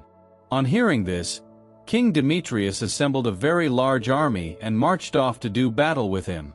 Demetrius furthermore sent Jonathan a most conciliatory letter, promising to promote him in rank, for, as he said, "We had better move first to come to terms with these people before he makes common cause with Alexander against us. He will not have forgotten all the wrongs we inflicted on him and his brothers, and on his nation." He even authorized him to raise an army, to manufacture arms, and to describe himself as his ally, and ordered the hostages in the citadel to be surrendered to him. Jonathan went straight to Jerusalem and read the letter in the hearing of the whole people and of the men in the citadel. They were terrified when they heard that the king had given him authority to raise an army. The men in the citadel surrendered the hostages to Jonathan, who handed them back to their parents. Jonathan then took up residence in Jerusalem and began the rebuilding and restoration of the city. He ordered those responsible for the work to build the walls and the defenses round Mount Zion of squared stone blocks to make them stronger, and this was done. The foreigners in the fortresses built by Bacchides abandoned them, one after another leaving his post to go back to his own country. Only at Bethzur were a few left of those who had forsaken the law and the precepts, since this was their refuge. King Alexander heard of all the promises Demetrius had sent to Jonathan, and he was also given an account of the battles and exploits of this man and his brothers, and of the hardships they had endured. "Shall we ever find another man like him?" he exclaimed. "We must make him our friend and ally." He therefore wrote him a letter, addressing him in these terms: "King Alexander to his brother Jonathan, greetings. You have been brought to our notice as a strong man of action, and as someone who deserves to be our friend. Accordingly, we have today appointed you high priest of your nation, with the title of friend of the king. He also sent him a purple robe and a golden crown, and you are to study our interests and maintain friendly relations with us." Jonathan put on the sacred vestments in the 7th month of the year 160, on the Feast of Shelters. He then set about raising troops and manufacturing arms in quantity. Demetrius was displeased when he heard what had happened. "What have we been doing," he said, "for Alexander to forestall us in winning the friendship of the Jews and so improving his own position? I too shall address an appeal to them, offering them advancement and riches as an inducement to support me." And he wrote to them as follows: King Demetrius to the Jewish nation, greetings. We have heard how you have kept your agreement with us and have maintained friendly relations with us and have not gone over to our enemies, and it has given us great satisfaction. If you now continue to keep faith with us, we shall make you a handsome return for what you do on our behalf. We shall accord you many exemptions and grant you privileges. Henceforth I release you and exempt all the Jews from the tribute, the salt dues and the crown levies, and whereas I am entitled to 1/3 of the grain and 1/2 of the fruit of the trees, I release from this levy, from today and for the future, Judea and the 3 districts annexed to it from Samaria Galilee, from this day henceforth in perpetuity. Jerusalem will be sacred and exempt, with its territory, from tithes and dues. I relinquish control of the citadel in Jerusalem and make it over to the high priest, so that he may man it with a garrison of his own choosing.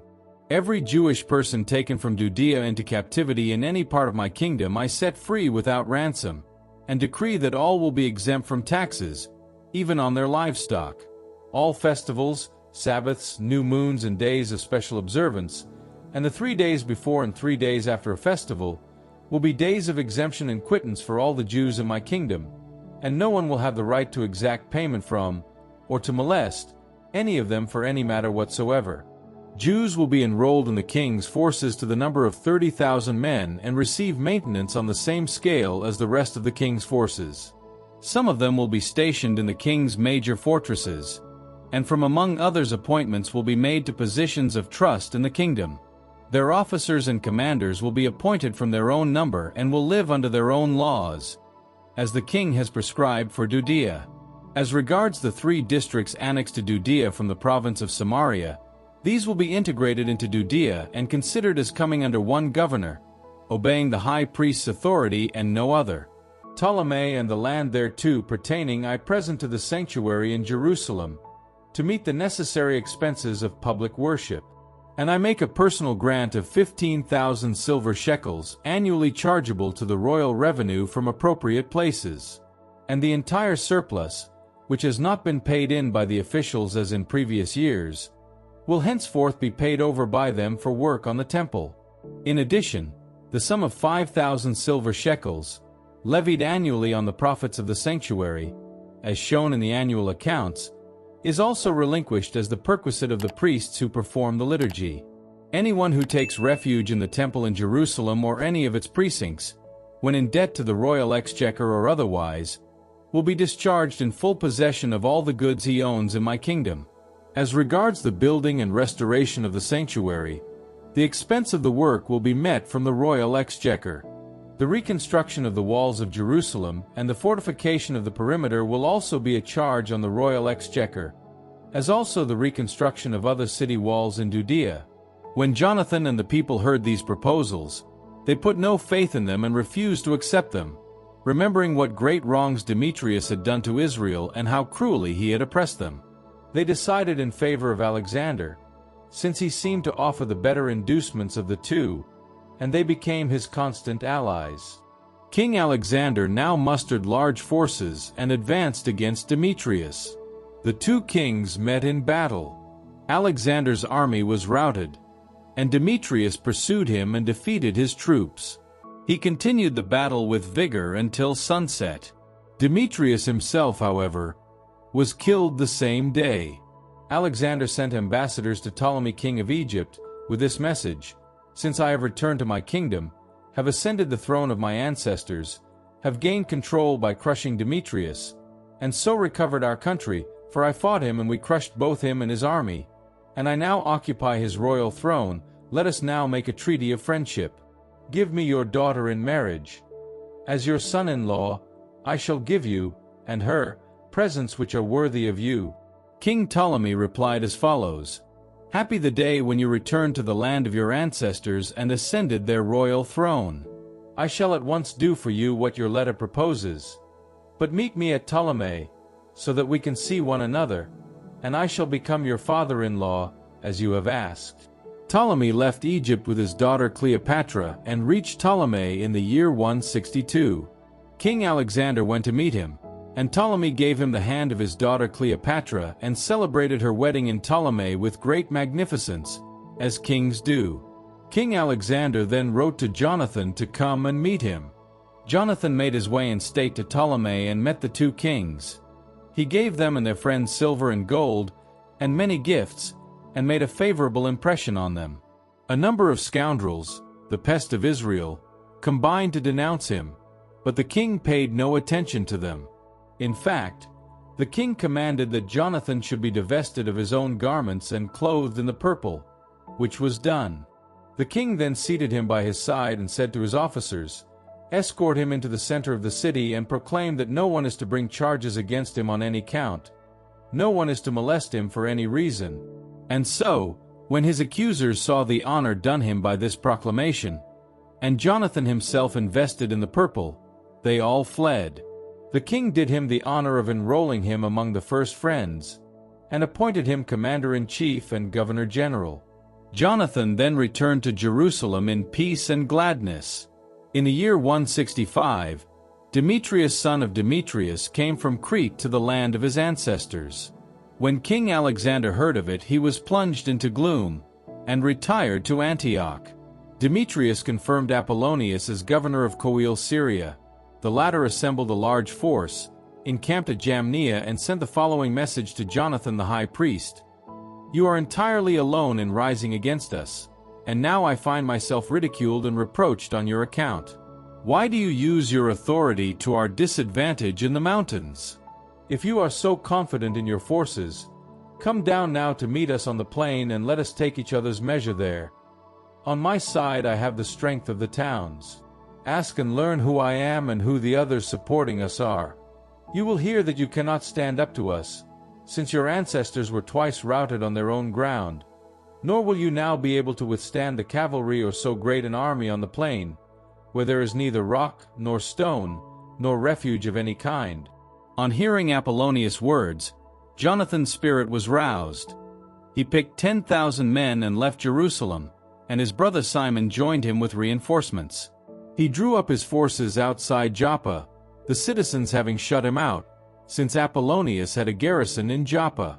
When they began the attack, the citizens took fright and opened the gates, and Jonathan occupied Joppa. Hearing this, Apollonius marshaled 3,000 cavalry and a large army and made his way to Azotus as though intending to march through, while in fact pressing on into the plain, since he had a great number of cavalry on which he was relying. Jonathan pursued him as far as Azotus, where the armies joined battle. Now, Apollonius had left 1,000 horsemen in concealment behind them. Jonathan knew of this enemy position behind him. The horsemen surrounded his army, firing their arrows into his men from morning till evening. But the troops stood firm, as Jonathan had ordered. Once the cavalry was exhausted, Simon sent his own troops into attack against the phalanx, which he cut to pieces and routed. The cavalry scattered over the plain and fled to Azotus, where they took sanctuary in Beth-dagon, the temple of their idol. Jonathan, however, set fire to Azotus and the surrounding towns, plundered them, and burned down the temple of Dagon, with all the fugitives who had crowded into it. The enemy losses, counting those who fell by the sword and those burnt to death, totaled about 8,000 men. Jonathan then left and pitched camp outside Ascalon, where the citizens came out to meet him with great ceremony. Jonathan then returned to Jerusalem with his followers, laden with booty. In the event, when King Alexander heard what had happened, he awarded Jonathan further honors. He sent him the golden brooch, of the kind customarily presented to the king's cousins, and gave him proprietary rights over Ekron and the land adjoining it.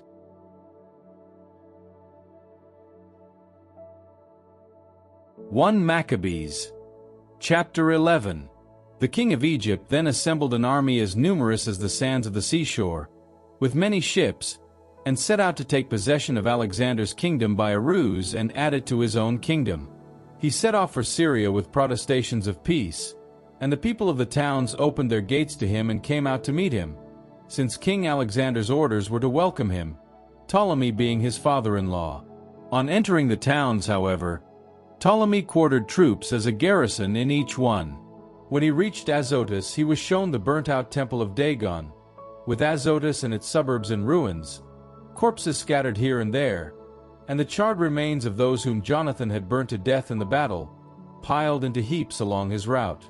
They explained to the king what Jonathan had done, hoping for his disapproval, but the king said nothing. Jonathan went in state to meet the king at Joppa, where they greeted each other and spent the night. Jonathan accompanied the king as far as the river called Eleutherus, and then returned to Jerusalem. King Ptolemy, for his part, occupied the coastal towns as far as Seleucia on the coast, all the while maturing his wicked designs against Alexander. He sent envoys to King Demetrius to say, "Come and let us make a treaty. I shall give you my daughter, whom Alexander now has, and you shall rule your father's kingdom. I regret having given my daughter to that man, since he has tried to kill me." He made this accusation because he coveted his kingdom. Having carried off his daughter and bestowed her on Demetrius, he broke with Alexander, and their enmity became open. Ptolemy next entered Antioch and assumed the crown of Asia. He now wore on his head the two crowns of Egypt and Asia. King Alexander was in Cilicia at the time, since the people of those parts had risen in revolt, but when he heard the news, he advanced on his rival to give battle, while Ptolemy for his part also took the field, met him with a strong force and routed him. Alexander fled to Arabia for refuge, and King Ptolemy reigned supreme. Zabdiel the Arab cut off Alexander's head and sent it to Ptolemy. 3 days later King Ptolemy died, and the Egyptian garrisons in the strongholds were killed by the local inhabitants. So Demetrius became king in the year 167. At the same time, Jonathan mustered the men of Judea for an assault on the citadel of Jerusalem, and they set up numerous siege engines against it. But some renegades who hated their nation made their way to the king and told him that Jonathan was besieging the citadel. The king was angered by the news. No sooner had he been informed than he set out and came to Ptolemy. He wrote to Jonathan, telling him to raise the siege and to meet him for a conference in Ptolemy as soon as possible. When Jonathan heard this, he gave orders for the siege to continue. He then selected a deputation from the elders of Israel and the priests, and took the deliberate risk of himself taking silver and gold, clothing and numerous other presents, and going to Ptolemy to face the king, whose favor he succeeded in winning. And although 1 or 2 renegades of his nation brought charges against him, the king treated him as his predecessors had treated him, and promoted him in the presence of all his friends. He confirmed him in the high priesthood and whatever other distinctions he already held, and had him ranked among the first friends. Jonathan asked the king to exempt Judea and the 3 Samaritan districts from taxation, promising him 300 talents in return. The king consented, and wrote Jonathan a rescript covering the whole matter, in these terms: King Demetrius to Jonathan his brother, and to the Jewish nation, greetings. We have written to Lasthenes our cousin concerning you, and now send you this copy of our rescript for your own information. King Demetrius to his father Lasthenes, greetings. The nation of the Jews is our ally. They fulfill their obligations to us, and in view of their goodwill towards us we have decided to show them our bounty. We confirm them in their possession of the territory of Judea and the 3 districts of Apharima, Lydda and Ramathaim. These were annexed to Judea from Samaritan territory, with all their dependencies, in favor of all who offer sacrifice in Jerusalem, instead of the royal dues which the king formerly received from them every year, from the yield of the soil and the fruit crops. As regards our other rights over the tithes and taxes due to us, over the salt marshes, and the crown taxes due to us, as from today we release them from them all. None of these grants will be revoked henceforth or anywhere. You will make yourself responsible for having a copy of this made, to be given to Jonathan and displayed on the holy mountain in a conspicuous place. When King Demetrius saw that the country was at peace under his rule and that no resistance was offered him, he dismissed his forces, and sent all the men home, except for the foreign troops that he had recruited in the foreign island, thus incurring the enmity of the veterans who had served his ancestors. Now Trypho, one of Alexander's former supporters, noting that all the troops were muttering against Demetrius, went to see Iamblichus, the Arab who was bringing up Antiochus, Alexander's young son, and repeatedly urged him to let him have the boy, so that he might succeed his father as king. He told him of Demetrius' decision and of the resentment it had aroused among his troops. He spent a long time there. Jonathan, meanwhile, sent to ask King Demetrius to withdraw the garrisons from the citadel in Jerusalem and from the other fortresses, since they were constantly fighting Israel. Demetrius sent word back to Jonathan, "Not only will I do this for you and for your nation, but I shall heap honors on you and your nation if I find a favorable opportunity. For the present, you would do well to send me reinforcements, since all my troops have deserted." Jonathan sent 3,000 experienced soldiers to him in Antioch. When they reached the king, he was delighted at their arrival. The citizens crowded together in the center of the city, to the number of some 120,000, intending to kill the king. The king took refuge in the palace, while the citizens occupied the thoroughfares of the city and began to attack. The king then called on the Jews for help, and these all rallied round him, then fanned out through the city, and that day killed about 100,000 of its inhabitants. They fired the city, seizing a great deal of plunder at the same time, and secured the king's safety. When the citizens saw that the Jews had the city at their mercy, their courage failed them, and they made an abject appeal to the king, "Give us the right hand of peace, and let the Jews stop their fight against us in the city." They threw down their arms and made peace. The Jews were covered in glory, in the eyes of the king and of everyone else in his kingdom. Having won renown in his kingdom, they returned to Jerusalem laden with booty. Thus, King Demetrius sat all the more securely on his royal throne, and the country was quiet under his government. But he gave the lie to all the promises he had made, and changed his attitude to Jonathan, giving nothing in return for the services Jonathan had rendered him, but thwarting him at every turn. After this, Trypho came back with the little boy Antiochus, who became king and was crowned. All the troops that Demetrius had summarily dismissed rallied to Antiochus, and made war on Demetrius, who turned tail and fled. Trypho captured the elephants and seized Antioch. Young Antiochus then wrote as follows to Jonathan, "I confirm you in the high priesthood and set you over the 4 districts and appoint you one of the friends of the king." He sent him a service of gold plate, and granted him the right to drink from gold vessels, and to wear the purple and the golden brooch. He appointed his brother Simon commander-in-chief of the region from the ladder of Tyre to the frontiers of Egypt. Jonathan then set out and made a progress through Trans-Euphrates and its towns, and the entire Syrian army rallied to his support. He came to Ascalon and was received in state by the inhabitants. From there he proceeded to Gaza, but the people of Gaza shut him out, so he laid siege to it, burning down its suburbs and plundering them. The people of Gaza then pleaded with Jonathan, and he made peace with them. But he took the sons of their chief men as hostages and sent them away to Jerusalem. He then traveled through the country as far as Damascus. Jonathan now learned that Demetrius' generals had arrived at Kadesh in Galilee with a large army, intending to remove him from office, and went to engage them, leaving his brother Simon inside the country. Simon laid siege to Beth-zur, attacking it day after day, and blockading the inhabitants till they sued for peace, which he granted them, though he expelled them from the town and occupied it, stationing a garrison there. Jonathan and his army, meanwhile, having pitched camp by the lake of Gennesar, rose early, and by morning were already in the plain of Hazor. The foreigners' army advanced to fight them on the plain, having first positioned an ambush for him in the mountains. While the main body was advancing directly towards the Jews, the troops in ambush broke cover and attacked first. All the men with Jonathan fled. No one was left, except Mattathias son of Absalom and Judas son of Chalphi, the generals of his army.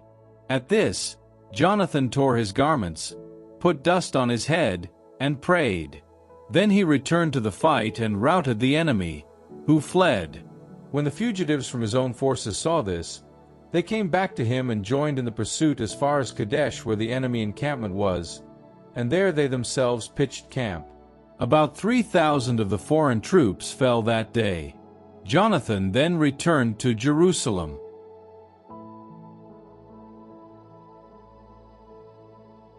1 Maccabees, chapter 12. When Jonathan saw that circumstances were working in his favor, he sent a select mission to Rome to confirm and renew his treaty of friendship with the Romans.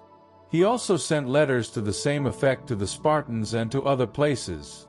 The envoys made their way to Rome, entered the Senate and said, "Jonathan the high priest and the Jewish nation have sent us to renew your treaty of friendship and alliance with them as before." The Senate gave them letters to the authorities of each place, to procure their safe conduct to Judea.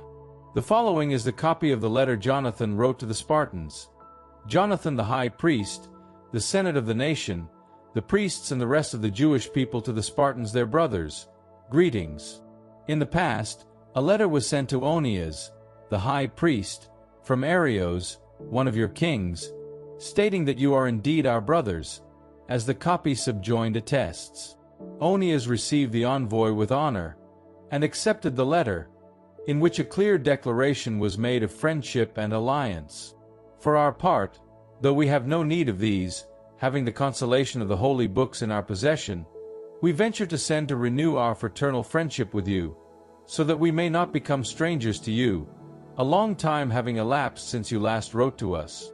We, for our part, on every occasion, at our festivals and on other appointed days, unfailingly remember you in the sacrifices we offer and in our prayers, as it is right and fitting to remember brothers. We rejoice in your renown. We ourselves, however, have had many trials and many wars, the neighboring kings making war on us. We were unwilling to trouble you or our other allies and friends during these wars, since we have the support of heaven to help us, thanks to which we have been delivered from our enemies, and they are the ones who have been brought low.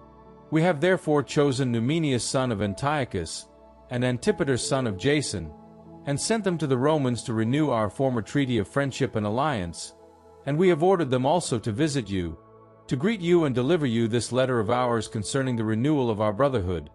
We shall be grateful for an answer to it. The following is the copy of the letter sent to Onias, Arios king of the Spartans, to Onias the high priest, greetings. It has been discovered in records regarding the Spartans and Jews that they are brothers, and of the race of Abraham. Now that this has come to our knowledge, we shall be obliged if you will send us news of your welfare.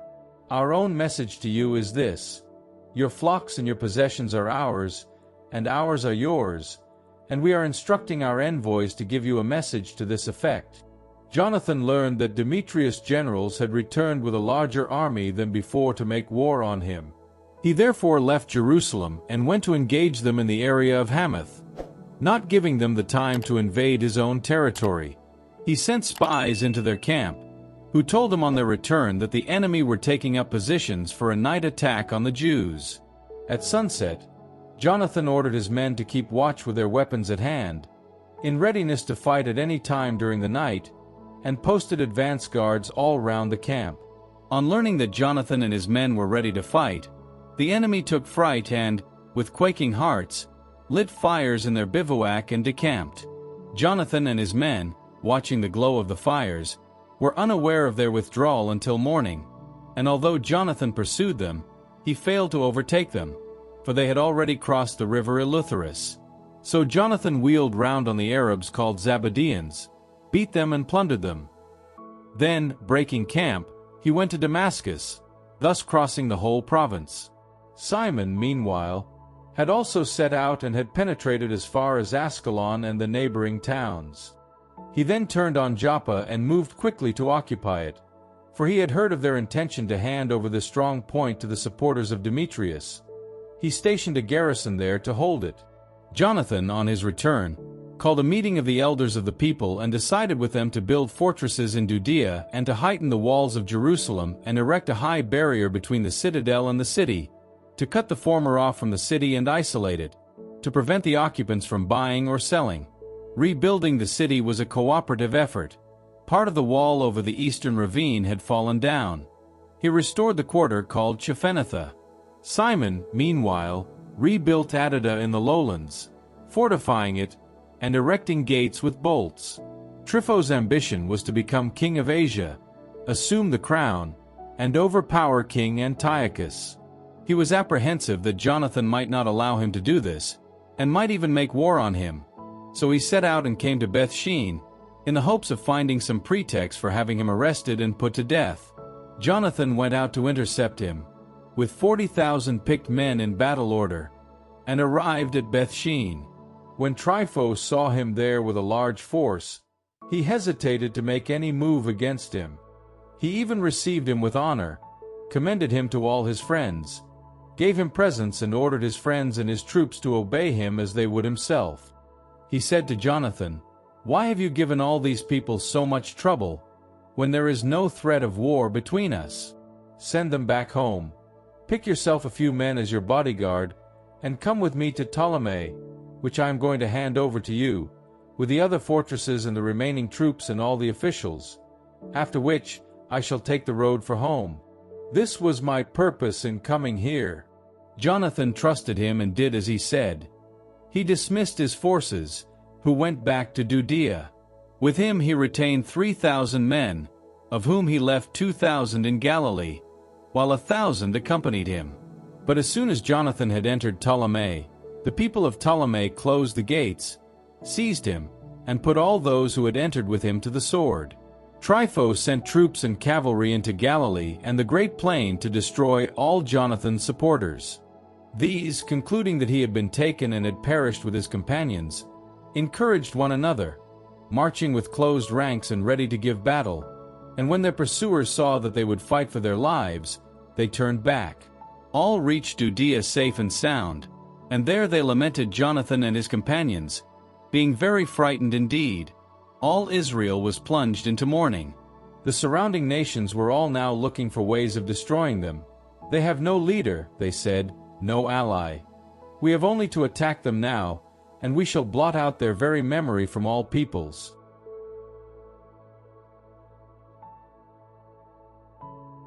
1 Maccabees, chapter 13. Simon heard that Trypho had collected a large army to invade and devastate Judea, and when he saw how the people were quaking with fear, he went up to Jerusalem, called the people together, and exhorted them thus: "You know yourselves how much I and my brothers and my father's family have done for the laws and the sanctuary.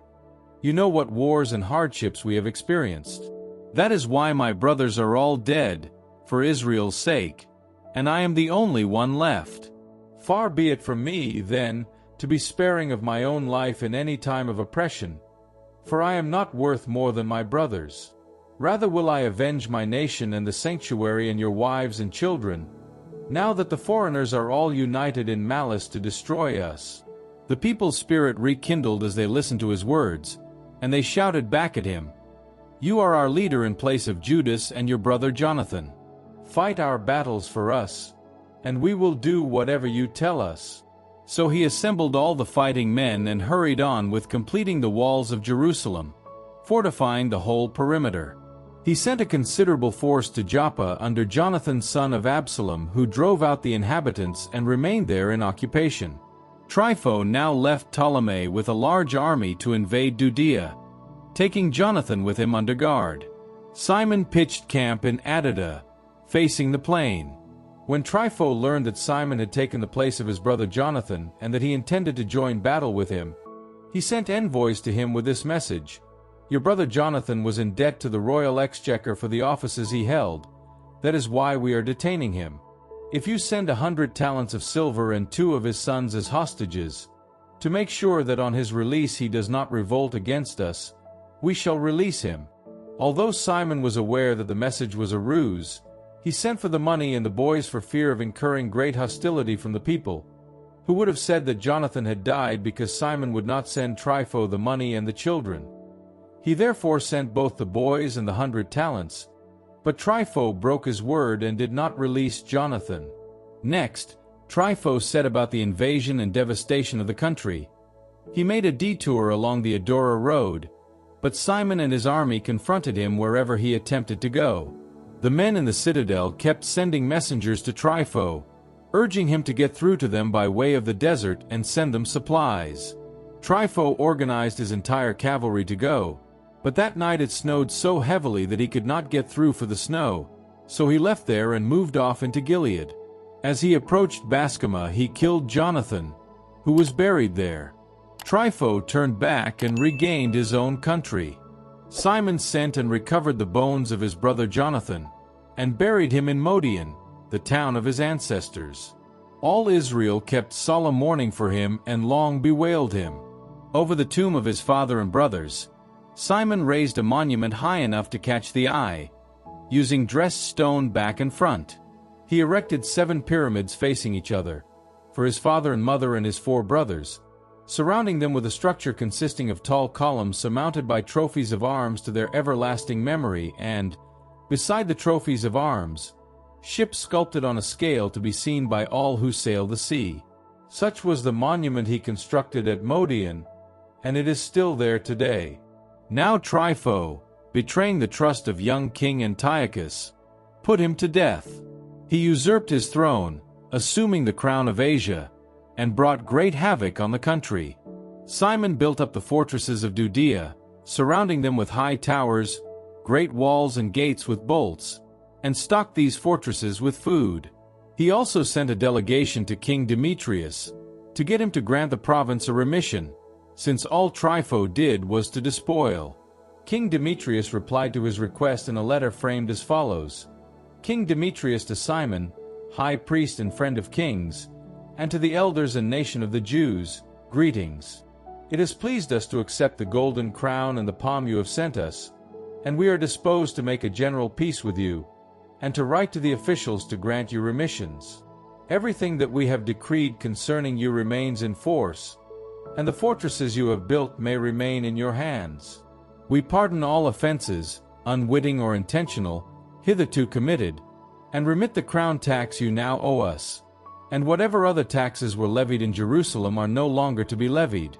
If any of you are suitable for enrollment in our bodyguard, let them be enrolled, and let there be peace between us.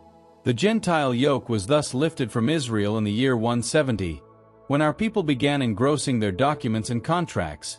In the first year of Simon, eminent high priest, commander-in-chief and ethnarch of the Jews. About that time Simon laid siege to Gezer, surrounding it with his troops. He constructed a mobile tower, brought it up to the city, opened a breach in one of the bastions and took it. The men in the mobile tower sprang out into the city, where great confusion ensued. The citizens, accompanied by their wives and children, mounted the ramparts with their garments torn and loudly implored Simon to make peace with them. Treat us, they said, not as our wickedness deserves, but as your mercy prompts you. Simon came to terms with them and stopped the fighting, but he expelled them from the city, purified the houses which contained idols, and then made his entry with songs of praise. He banished all impurity from it, settled in it people who observed the law, and having fortified it, built a residence there for himself. The occupants of the citadel in Jerusalem, prevented as they were from coming out and going into the countryside to buy and sell, were in desperate need of food, and numbers of them were being carried off by starvation. They begged Simon to make peace with them, and he granted this, though he expelled them and purified the citadel from its pollutions. The Jews made their entry on the 23rd day of the second month in the year 171, with acclamations and carrying palms, to the sound of lyres, cymbals and harps, chanting hymns and canticles, since a great enemy had been crushed and thrown out of Israel. Simon made it a day of annual rejoicing. He fortified the temple hill on the citadel side, and took up residence there with his men. Since his son John had come to manhood, Simon appointed him general-in-chief, with his residence in Gezer.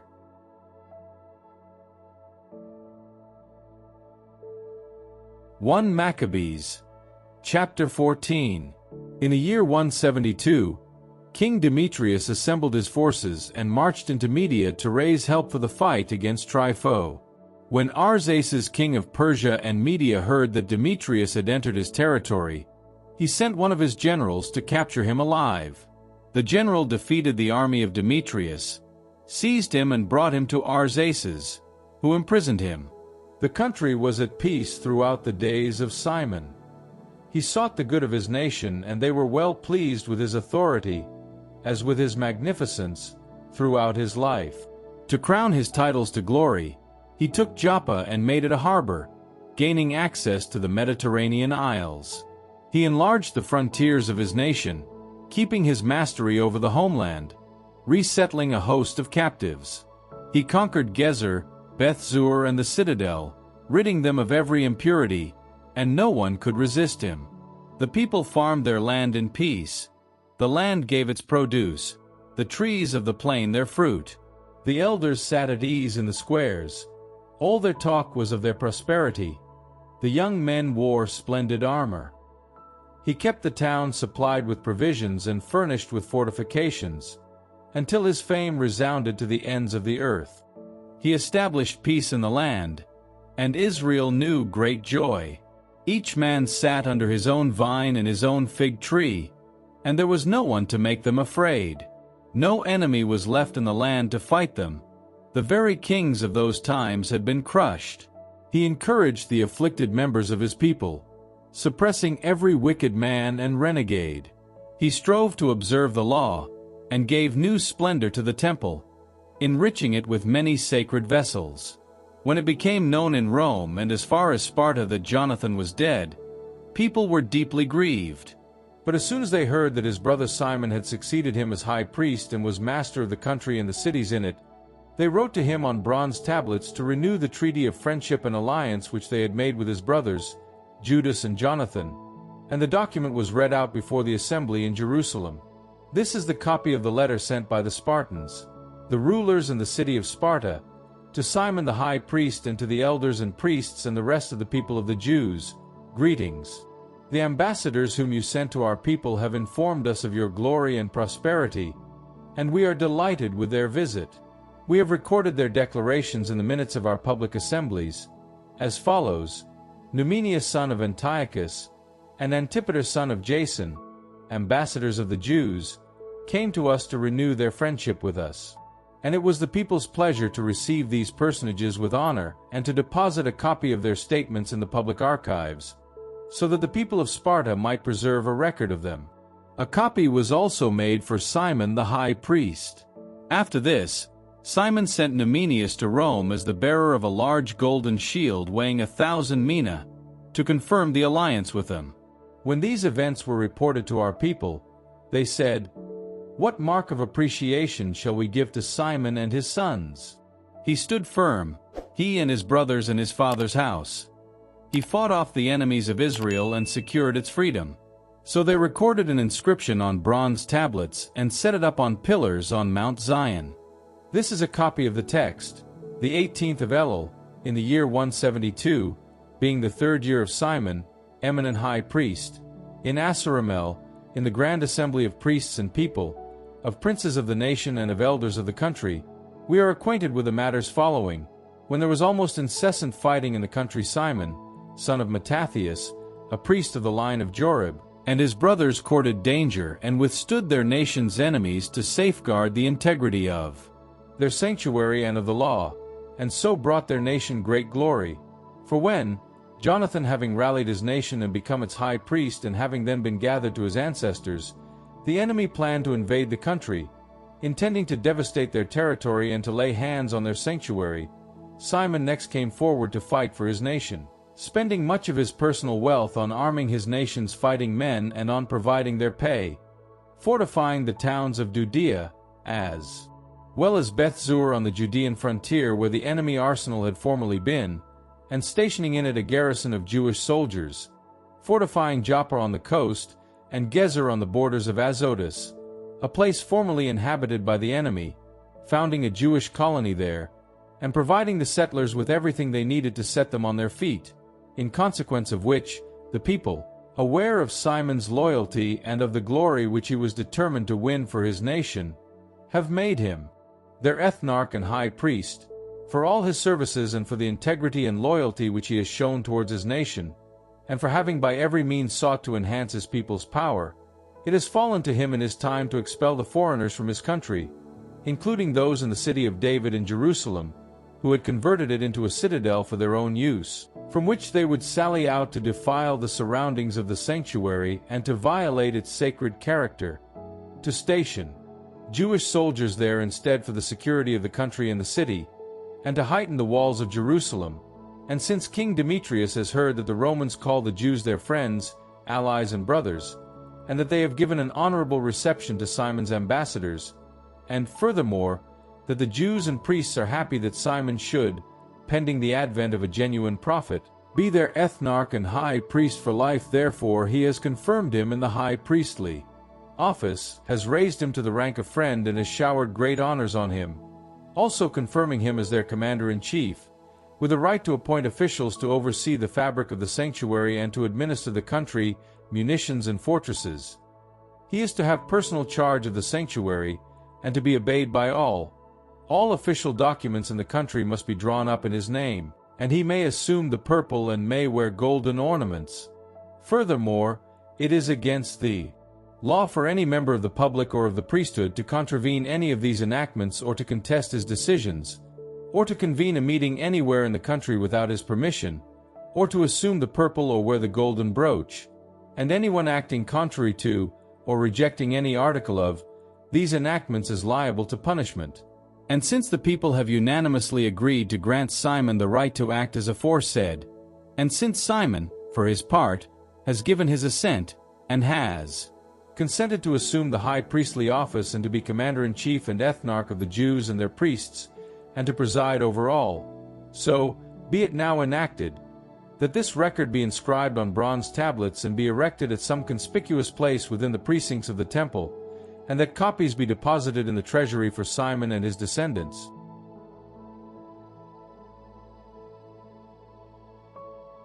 Maccabees, chapter 15. Antiochus son of King Demetrius addressed a letter from the Mediterranean Isles to Simon, priest and ethnarch of the Jews, and to the whole nation. This was how it read: King Antiochus to Simon, high priest and ethnarch, and to the Jewish nation, greetings.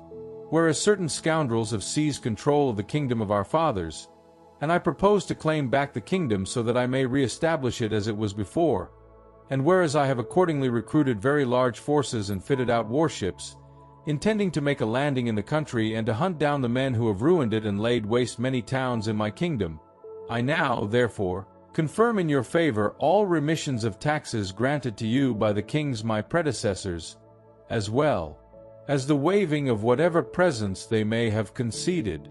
I hereby authorize you to mint your own coinage as legal tender for your own country. I declare Jerusalem and the sanctuary to be free.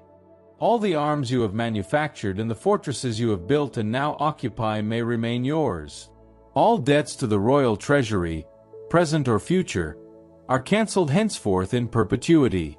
Furthermore, when we have won back our kingdom, we shall bestow such great honor on yourself, your nation and the sanctuary as will make your glory known throughout the world. Antiochus invaded the land of his ancestors in the year 174, and, since the troops all rallied to him, Trypho was left with few supporters. Antiochus pursued the usurper, who took refuge in Dora on the coast, knowing that misfortunes were piling up on him and that his troops had deserted him. Antiochus pitched camp outside Dora with 120,000 fighting men and 8,000 cavalry.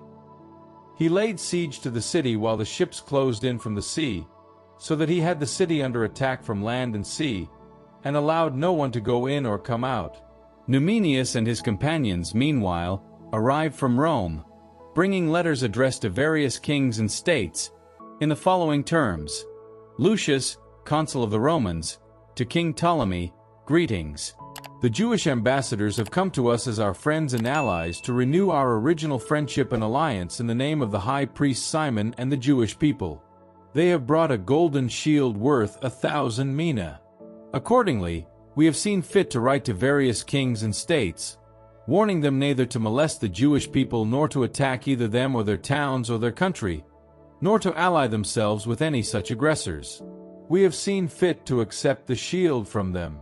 If, therefore, any scoundrels have fled their country to take refuge with you, hand them over to Simon the high priest, to be punished by him according to their law.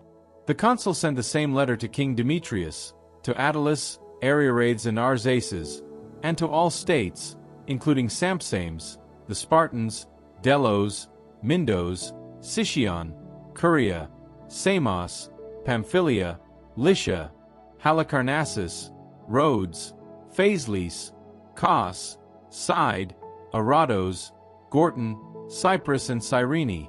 They also drew up a copy for Simon the high priest. Antiochus, meanwhile, from his positions on the outskirts of Dora, was continually throwing detachments against the town. He constructed siege engines and blockaded Trypho, preventing movement in or out.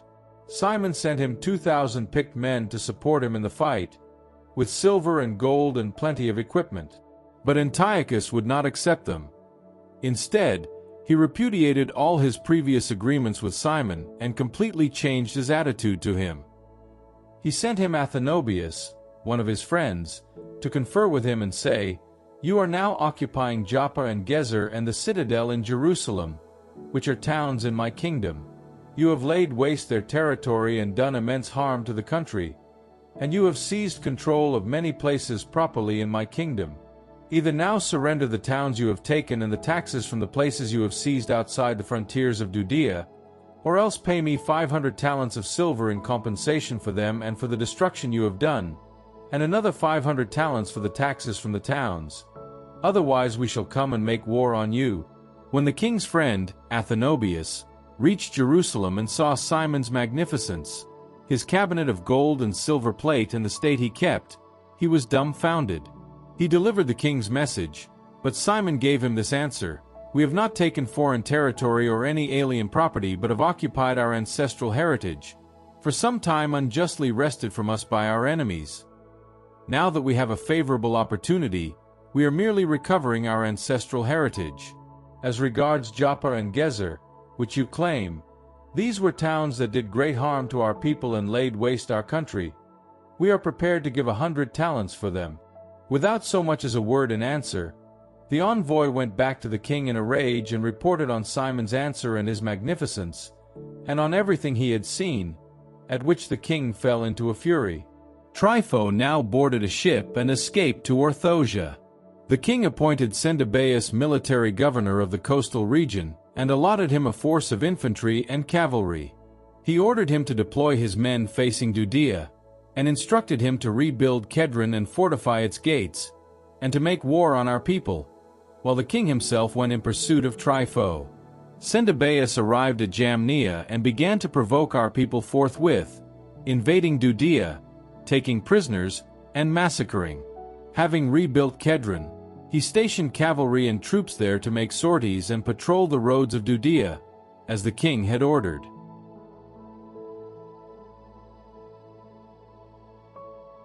1 Maccabees, chapter 16. John then went up from Gezer and reported to his father Simon what Sendebaeus was busy doing. At this, Simon summoned his 2 elder sons, Judas and John, and said to them, "My brothers and I, and my father's house, have fought the enemies of Israel from our youth until today, and many a time we have been successful in rescuing Israel. But now I am an old man, while you, by the mercy of heaven, are the right age. Take the place of my brother and myself, go out and fight for our nation, and may heaven's aid be with you." He then selected 20,000 of the country's fighting men and cavalry, and these marched against Sendebaeus, spending the night at Modian. Making an early start, they marched into the plain, to find a large army opposing them, both infantry and cavalry. There was, however, a stream bed in between. John drew up facing them, he and his army, and, seeing that the men were afraid to cross the stream bed, crossed over first himself. When his men saw this, they too crossed after him. He divided his army into 2, with the cavalry in the center and the infantry on either flank, as the opposing cavalry was very numerous. The trumpets rang out. Sendebaeus and his army were put to flight, many of them falling mortally wounded and the rest of them fleeing to the fortress. Then it was that Judas, John's brother, was wounded, but John pursued them until Sendebaeus reached Kedron, which he had rebuilt. Their flight took them as far as the towers in the countryside of Azotus, and John burnt these down. The enemy losses amounted to 10,000 men. John returned safely to Judea. Ptolemy son of Abubas had been appointed general in command of the plain of Jericho. He owned a great deal of silver and gold, and was the high priest's son-in-law. His ambition was fired. He hoped to make himself master of the whole country, and therefore treacherously began to plot the destruction of Simon and his sons. Simon, who was inspecting the towns up and down the country and attending to their administration, had come down to Jericho with his sons Mattathias and Judas, in the year 172, in the 11th month, the month of Shebat. The son of Abubas lured them into a small fortress called Doke, which he had built, where he offered them a great banquet, having previously hidden men in the place. When Simon and his sons were drunk, Ptolemy and his men reached for their weapons, rushed on Simon in the banqueting hall and killed him with his 2 sons and some of his servants.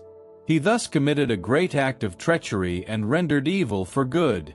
Ptolemy wrote a report of the affair and sent it to the king, in the expectation of being sent reinforcements and of having the cities and the province made over to him. He also sent people to Gezer to murder John, and sent written orders to the military commanders to come to him so that he could give them silver, gold, and presents. And he also sent others to seize control of Jerusalem and the Temple Mount. But someone had been too quick for him and had already informed John in Gezer that his father and brothers had perished, adding, "He is sending someone to kill you too." Overcome as John was by the news, he arrested the men who had come to kill him and put them to death, being forewarned of their murderous design. The rest of John's acts, the battles he fought and the exploits he performed, the city walls he built, and all his other achievements, from the day he succeeded his father as high priest, are recorded in the annals of his pontificate.